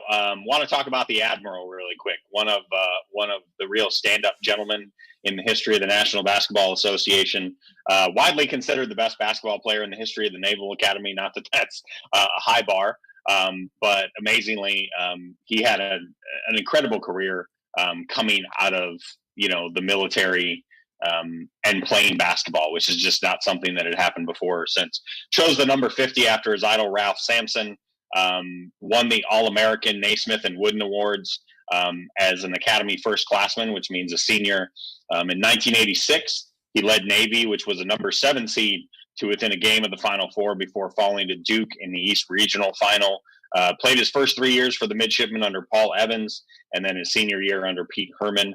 Upon graduation, he was immediately eligible for the NBA draft, was drafted in 1987 by the San Antonio Spurs, but he still had 2 years of active duty obligation to fulfill with the Navy, so didn't actually play in the NBA until 1989. Some interesting service notes. He originally wanted to be an unrestricted line officer at sea, but he was unable to be that because he's 7'1". Don't know how many of our listeners or how many people have ever been in an actual naval ship, but that's a real challenge to be 7'1" in a naval ship. That's a problem. You're not going to be a pilot either. No, that is a real problem. So you better learn how to play basketball. just putting that out there. He was actually a threat of being dishonorably discharged just because of his height, because they couldn't find a position for him. But as a compromise, the Secretary of the Navy, John Lehman at the time, allowed him to retrain and receive a commission as a staff officer in the Civil Engineer Corps. So he finished out his time as a civil engineering officer at Base Kings Bay in Georgia. He was regularly featured in recruiting materials for the Naval Service. And despite the nickname Admiral, which he was never actually an admiral, his actual rank upon fulfilling the service commitment was lieutenant junior grade. Started in the basically what amounts to the 88-89 NBA season with the San Antonio Spurs. Just some overall, career highlights: 2-time NBA champion, 10 times All-NBA, the MVP in 94-95, which unfortunately, if you search for online, you're going to get a lot of results about how mad Akeem Olajuwon was about that. Akeem Olajuwon absolutely humiliated him in the playoffs that year and really took it personally. And Hakeem, by all accounts, is a nice guy, but I think they did not like each other very much and had a great rivalry for years and years. He was the 89-90 Rookie of the Year, the 91-92 Defensive Player of the Year, 8-time All-Defensive Player, like I said, 2-time NBA champion, 93-94 scoring champion, and is in the Hall of Fame. So that's David Maurice Robinson, also known as the Admiral. You can find him on Twitter at David the Admiral. Just an incredible story, an incredible player, and really ahead of his time. If he played in today's game, he'd be shooting 3-pointers. And also something I think it's overlooked by him is he was a mathematics major and evidently is really, really sharp when it comes to the world of math. So had it been around when he retired, he might have went into the analytics world, right? Although analytics in basketball is just about the dumbest thing. But anyways, I'm sorry, dude. You can analytic all you want. I'm not going to be able to cover LeBron James. I'm just telling you, man. It's never going to happen, my friend. Never going to happen. My last one for today, I know we're running out of time, so I'll cut this pretty short, is Christy Mathewson. Most people... I'd say a lot of people probably don't know who he is, but he is looked upon as one of the greatest pitchers of the early part of the 20th century, nicknamed the Christian Gentleman. Late in the 1918 season, Mathewson enlisted in the U.S. Army for World War I. His wife, Jane, very much opposed the decision, but Mathewson insisted on enlisting. He served overseas as a captain in the newly formed Chemical Service, along with Ty Cobb. Everyone forgets that Ty Cobb was actually a war hero, but we won't talk about that today. We'll save that for a future show. But Ty Cobb actually was. Ty Cobb's not the terrible person that you've read in the headlines. There was a lot to Ty Cobb. When he arrived in France, talking about Mathewson, he was accidentally gassed during a chemical training exercise, and he ended up getting tuberculosis from this, and it infects his lungs. Mathewson served in the American Expeditionary Forces until February of 1919, when he was discharged because of the tuberculosis. He returned as a coach to the Giants from 1919 to 1921, could not pitch again. He spent a good portion of that time at Saranac Lake fighting tuberculosis. Mathewson would later on pass away just a few years later. Christy Mathewson Day is celebrated as a holiday in his hometown of Factoryville, Pennsylvania, on the Saturday closest to his birthday. And so there you have. He's one of my favorite stories because the guy basically he got hit with mustard gas in a training exercise, right? And the guy pitched for the New York Baseball Giants for 17 years under their greats. That's when the New York Giants were at their peak. He was in the very first World Series, 373 total wins, 2,500 strikeouts, but in an era where you didn't strike people out, it was looked upon as a badge of honor to not strike out. So you didn't have, this guy struck out four times today, but he also hit a home run. People would say, you're a bum. Put the ball in play. And two-time World Series champion, two-time Triple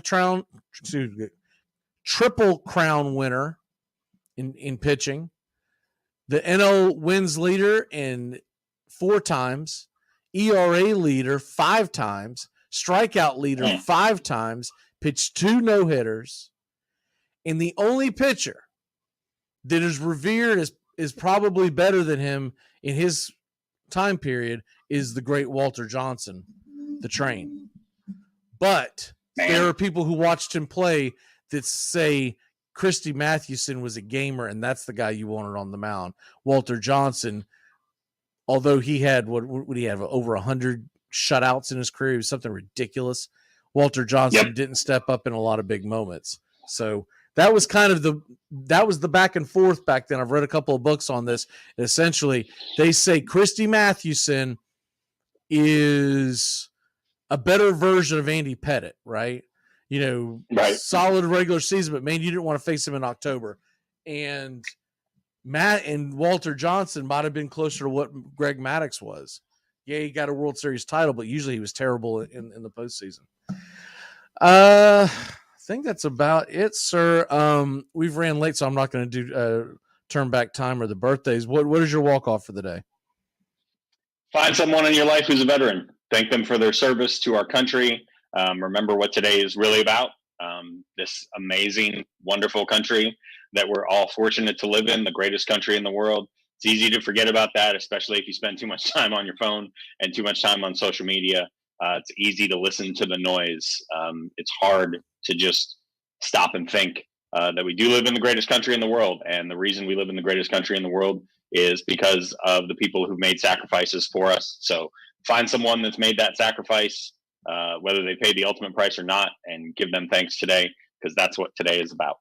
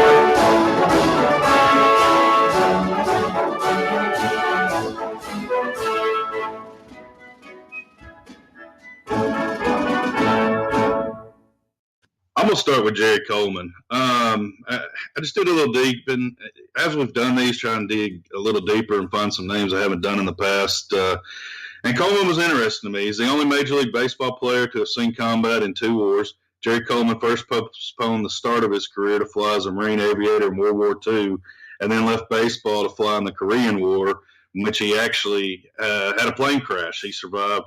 In all, he flew 120 missions and was awarded 2 distinguished Flying Crosses and 13 Air Medals.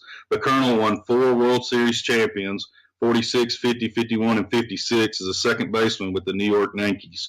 He went on to have a lengthy broadcasting career, earning an introduction into the broadcasters wing of the Baseball Hall of Fame in 05 and the Radio Hall of Fame in 07. Yeah, we've done him in the past, and I'll tell you what, all these guys' stories, when you hear them, like, to me, it never gets old. We'll do this again on Memorial Day show, but those are the only two days that we really do this a year. And I don't know if people like it or not, but if you don't appreciate this, the only thing I can say is to hell with you, because Justin said it best at the top of the hour that you should be thanking a veteran every day. Every time you get a chance, anytime you realize that you're standing next to a veteran, and especially what we are referring to as the greatest generation, because they are leaving us, unfortunately. There's not a whole lot left, and what they did in World War II to basically salvage the way of life that we have today is you can't even put a price tag on it. World War I and World War II took the most out of the U.S. Now, that is not to put down any other war. Okay, if anyone has ever been in any war or any combat mission or ever put in harm's way defending the United States, it's all equally dangerous. But when World War II took place, like, people have to realize it was not a foregone conclusion that the U.S. was going to come out victorious. There was a lot of fear that the empires of Japan and Germany and Italy were going to defeat the Allies. And so anytime that we get a chance, we go to that. And then, of course, don't you feel like sometimes World War I gets glossed over because of the World War II factor that we're closer to it?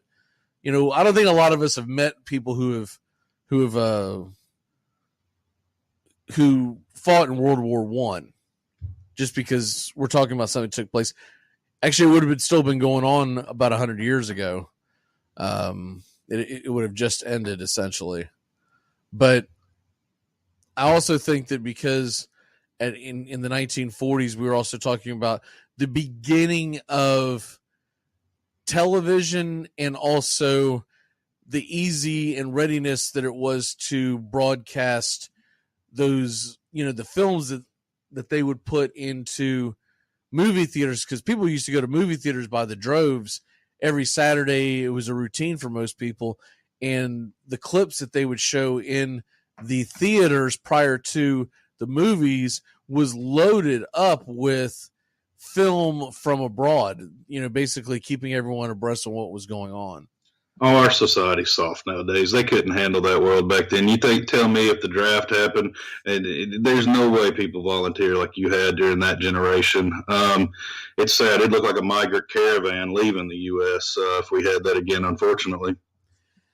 I hope that's not the case. I hope we would be surprised. I would hope that because I'm in an age now where I wouldn't be any good to anybody. I might mentally think. Dude, I don't even think we're eligible at our age anymore. Well, no, age and honest engine.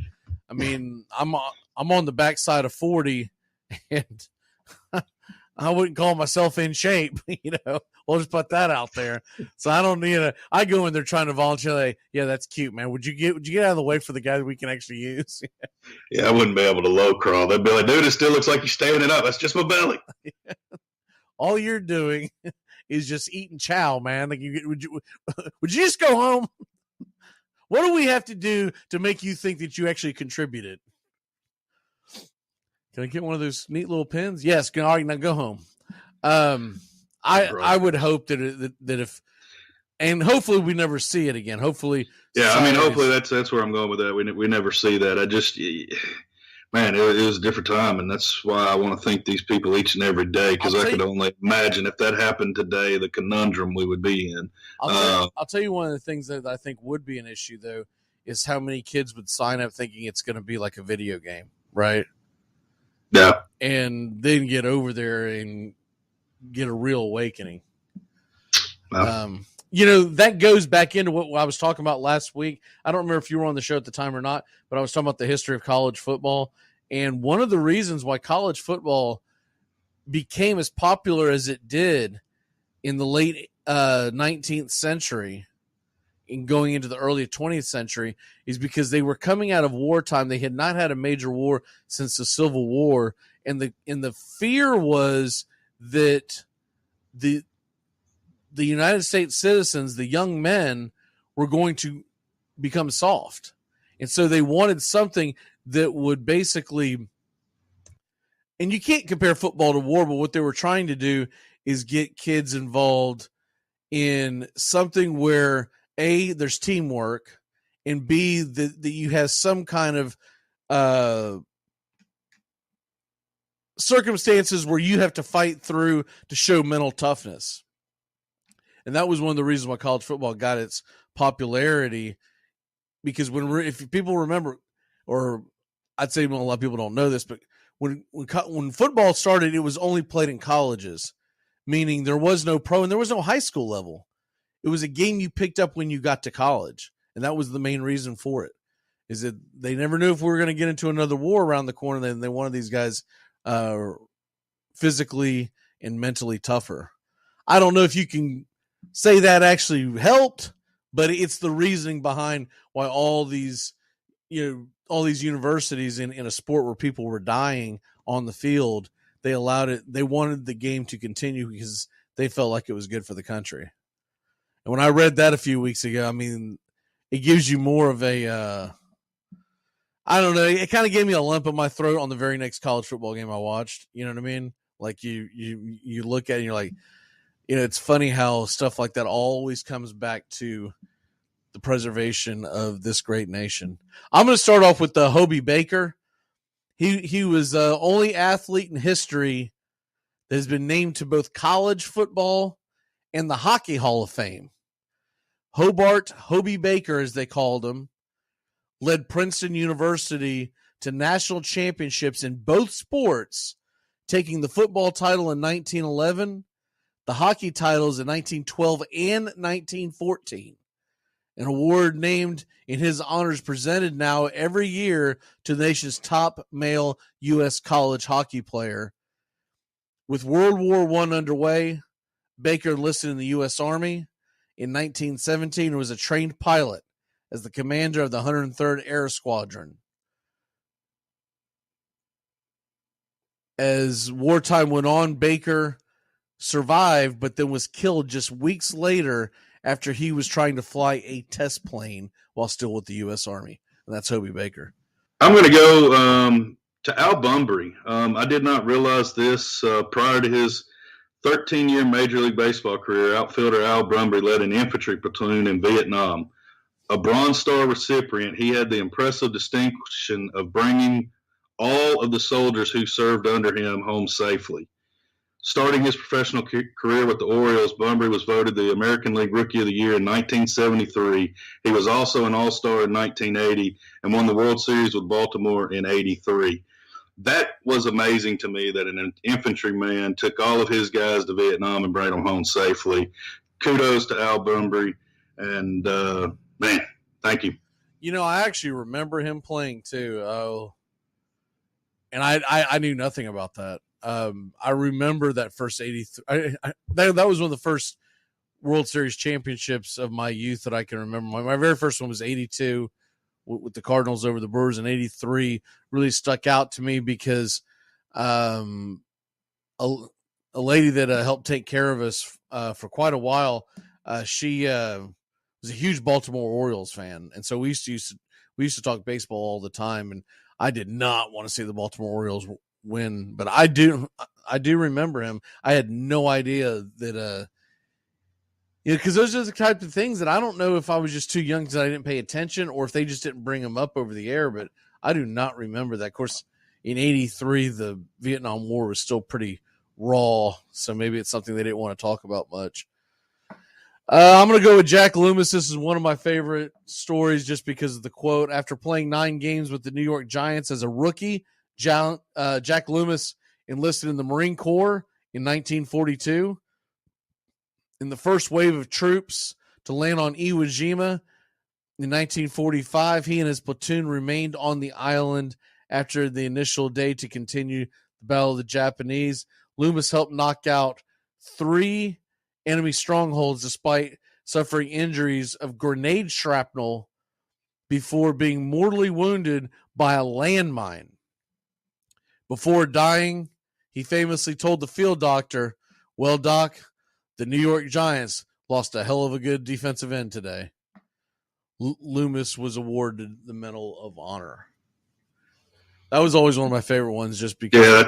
That's always one of mine as well. For him to have that kind of whereabouts, because I'll tell you what, if I was in that same position, I don't know if I'd be coming up with catchy quotes.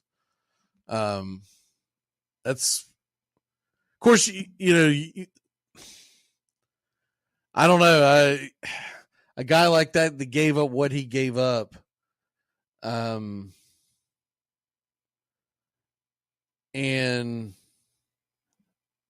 the ones that lose it to the landmines are always hit home to me, because we had a family friend that lost their life to a landmine, and I found that out at a very young age. Long story short, as a kid, man, I was kind of terrified of that, just of the fact that, not that I was ever in harm's way of hitting a landmine, but the sheer possibility that you're just walking around and boom, it's over, right? Anyways, moving on. What is your number 3, sir? I'm gonna go Jim Longboard. I did not realize about this young man at the time when he did it, but in 1967, Jim Longboard became the first Cy Young Award winner in Boston Red Sox history. But what makes his 22-win, 246 strikeout season all the more impressive is that several times during the year he had to leave the team between starts to fulfill his duty as a member of the Army Reserves. Retiring in 1979, Longboard had a 57-37 record while serving. I just want to give a shout out to some of our reserves and guard members on Veterans Day as well. But that's impressive that it is in Cy Young. He wasn't having rest in between his starts. He was out there serving his country in the way that he could during that time, and that's still an impressive Cy Young season. Our final one for this hour. If you want to continue to listen, make sure to download our app, the Armchair Quarterbacks app. Sean O'Toole will be joining us at the top of the hour. And if you missed the memo, we're going 8 to 10 a.m. Eastern for now on. I've had to change my work schedule, so it's the only way I could continue to do this. But anyways, Sean's going to bring some to the table as well. And this hour, I'll finish it off with I think probably everyone's favorite Yankee, Yogi Berra. Yogi Berra was one of thousands of men who played a role in the D-Day invasion. The legendary New York Yankees catcher Yogi Berra was serving as a gunner's mate while stationed just off the coast of Normandy Beach on a U.S. Navy boat. Just over a year later, he made his major league debut with the New York Yankees. In his 18-year career, Berra was a 10-time World Series champion, 15-time All-Star, and AL MVP 3 times. He is widely known as the greatest, if not the second greatest behind Johnny Bench, catcher of all time. I always have contended it's Yogi Berra, but many people will tell you that it's Johnny Bench. He also won 3 World Series titles as a coach for the Mets and the New York Yankees. And he was inducted into the Hall of Fame, the Baseball Hall of Fame, in 1972. Yogi Berra was the guy that was running the boats to bring the soldiers to Normandy Beach, running back and forth. That may not sound like much, but you got to understand that his boat was under constant heavy artillery the entire time. And he's just running back and forth. As dangerous, if not more dangerous, than actually jumping on the beach itself, because once you get past the first wave on Normandy Beach, you could set up shops, so to speak. Those boat gunner mates, man, they were just going back and forth through enemy fire for hours. I'd say it was probably to his advantage that Yogi Berra was such a small guy, right? Yeah, I would say so. Yogi was a man. It's not even close. The greatest quotes of all time, any sport. Oh, hands down, absolutely. Hey, just for curiosity, and I don't want to steal Sean's thunder, but is my man Pat on his list, or is he on anybody's today? Yes. All right, good, because I want to make sure he gets brought up today. Yeah, Pat. I feel like I steal that one every year, so I kind of wanted to pass that along to somebody else that maybe can do it justice. Yeah, when you picked your three, I made sure that Thank you. Sean did Pat Tillman. Thank you. I never do it because we've done this so much. I always kind of feel like someone else should get to do it. You know what I mean? Plus, you know me, I love going these deep dives. One of my favorites of all time is coming up next hour too, Christy Mathewson. I mean, his story, if you haven't heard it, you need to stay tuned because it is a very sobering story. We'll just put it that way.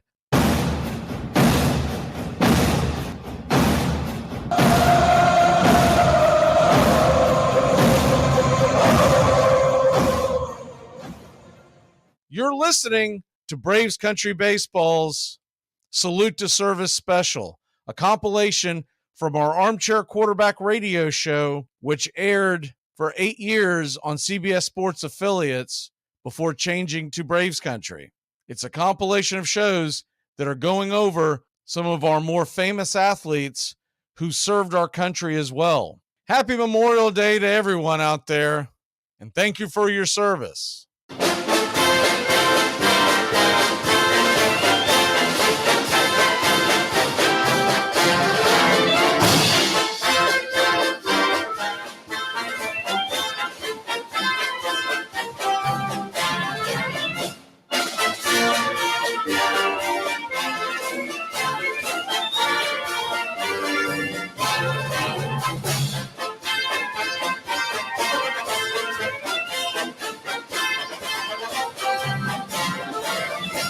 Happy Memorial Day to everyone out there, and thank you for your service.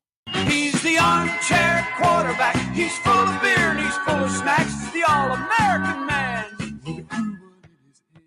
Drop me some knowledge on Mr. Rocky Bleier. All right, so Rocky Bleier, a wonderful American, born and raised in Appleton, Wisconsin. Is actually the oldest of 4 children.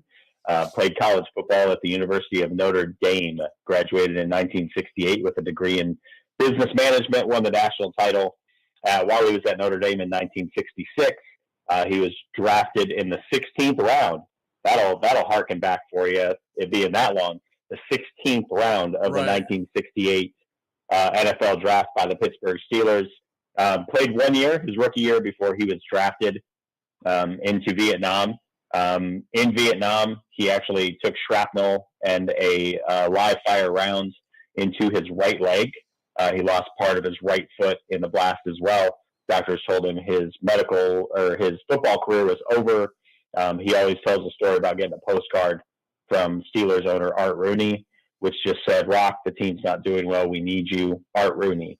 And worked his way back onto the field after a couple years of working so hard, in pain with physical therapy, that he had a really tough time, working properly on the football field. Became a great lead blocker over the way.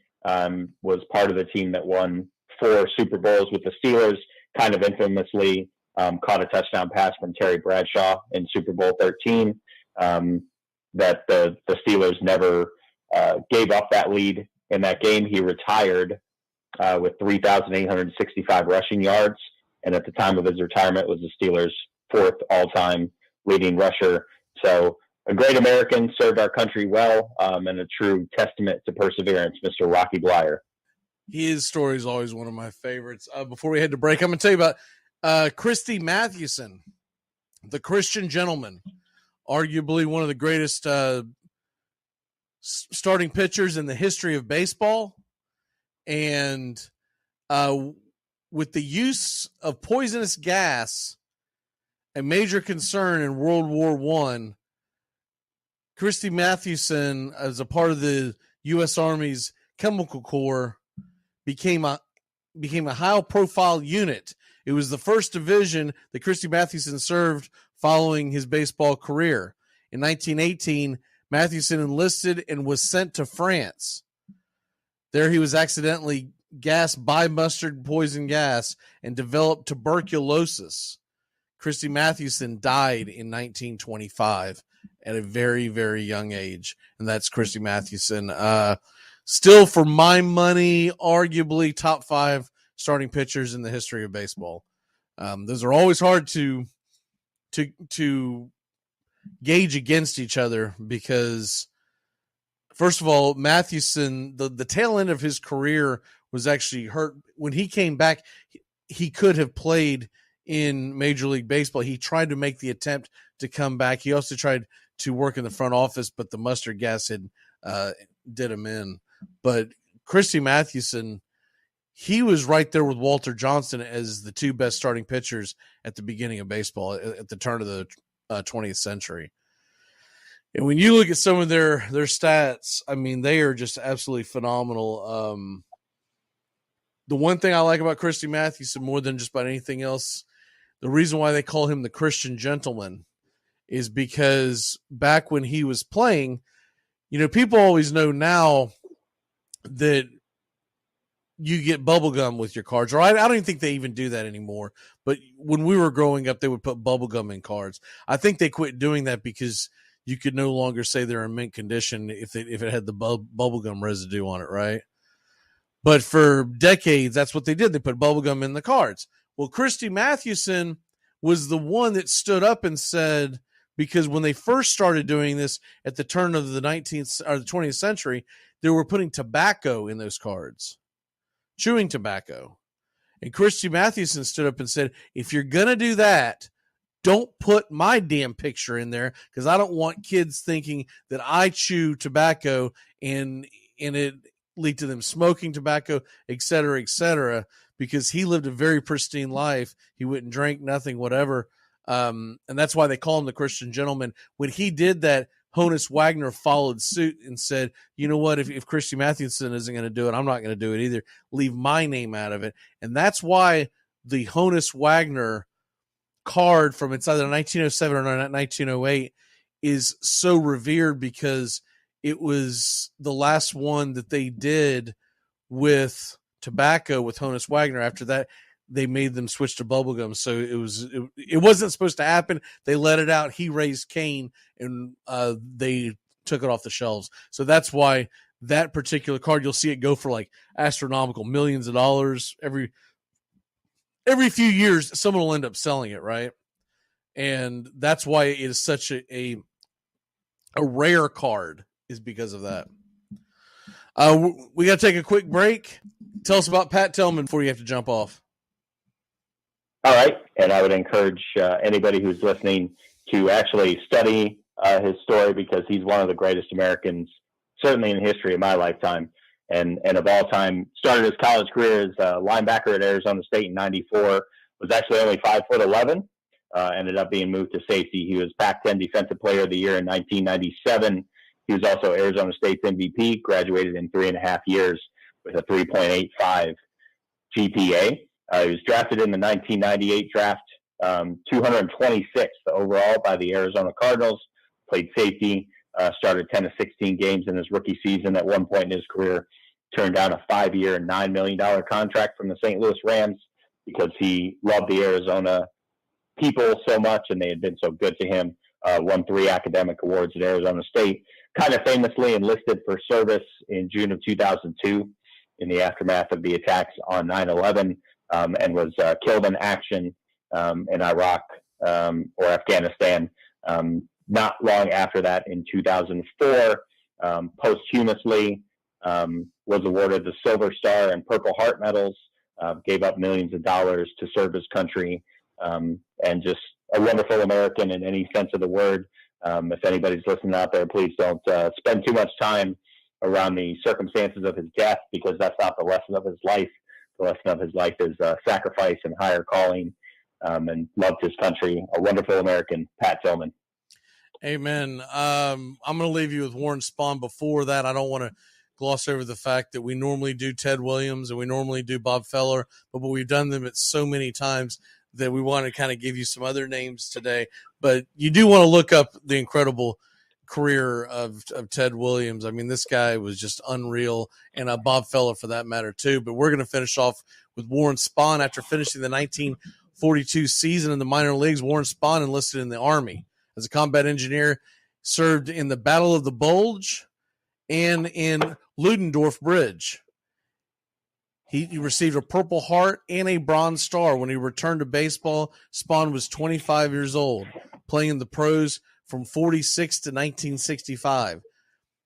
He went on to win 20 games in 13 different seasons, including a 23-7 record when he was 42 years old. Spahn finished with 363 wins, the sixth winningest pitcher of all time. He trailed Cy Young by 148 wins. Spahn won the Cy Young Award and was the runner-up 3 times. He had 1 World Series title, 14-time All-Star, and was inducted into the Hall of Fame in 1972.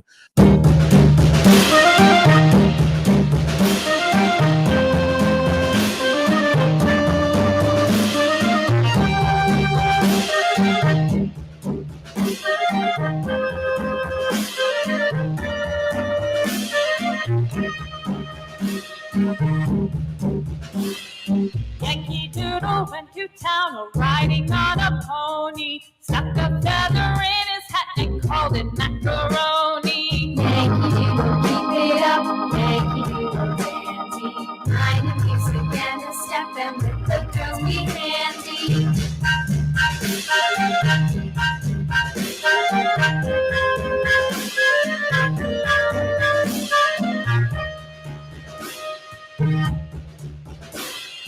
Father and I went down to camp along with Captain Gooding, and there we saw the men and boys as thick as tasty pudding. Yankee Doodle, keep it up, Yankee Doodle dandy. Mind the music and the step, and with the girls be handy.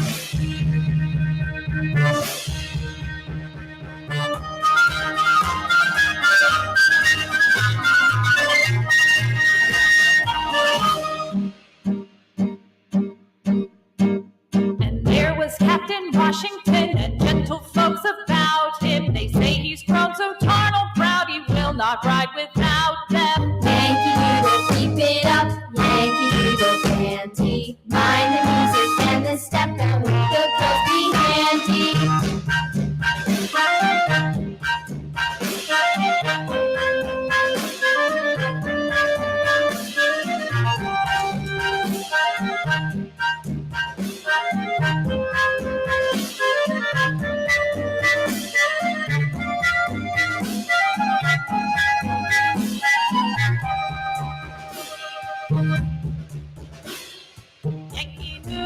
To town riding on a pony, stuck a feather in his hat and called it macaroni. Yankee Doodle, keep it up, Yankee Doodle dandy. Mind the music and the step, and with the girls be handy.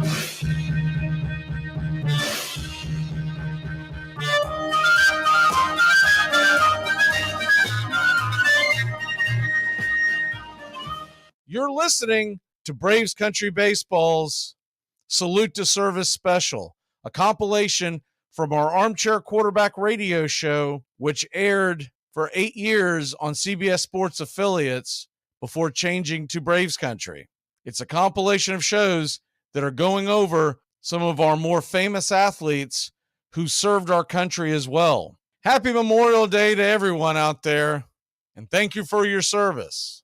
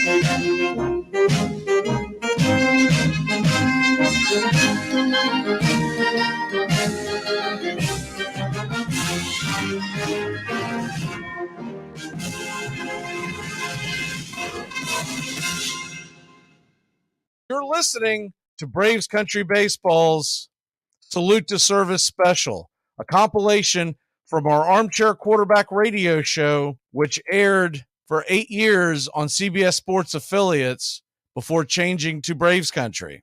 It's a compilation of shows that are going over some of our more famous athletes who served our country as well. Happy Memorial Day to everyone out there, and thank you for your service. Oh, say, can you see by the dawn's early light what so proudly we hailed at the twilight's last gleaming, whose what stripes and bright stars through the perilous fight o'er the ramparts we once were so gallantly streaming, and the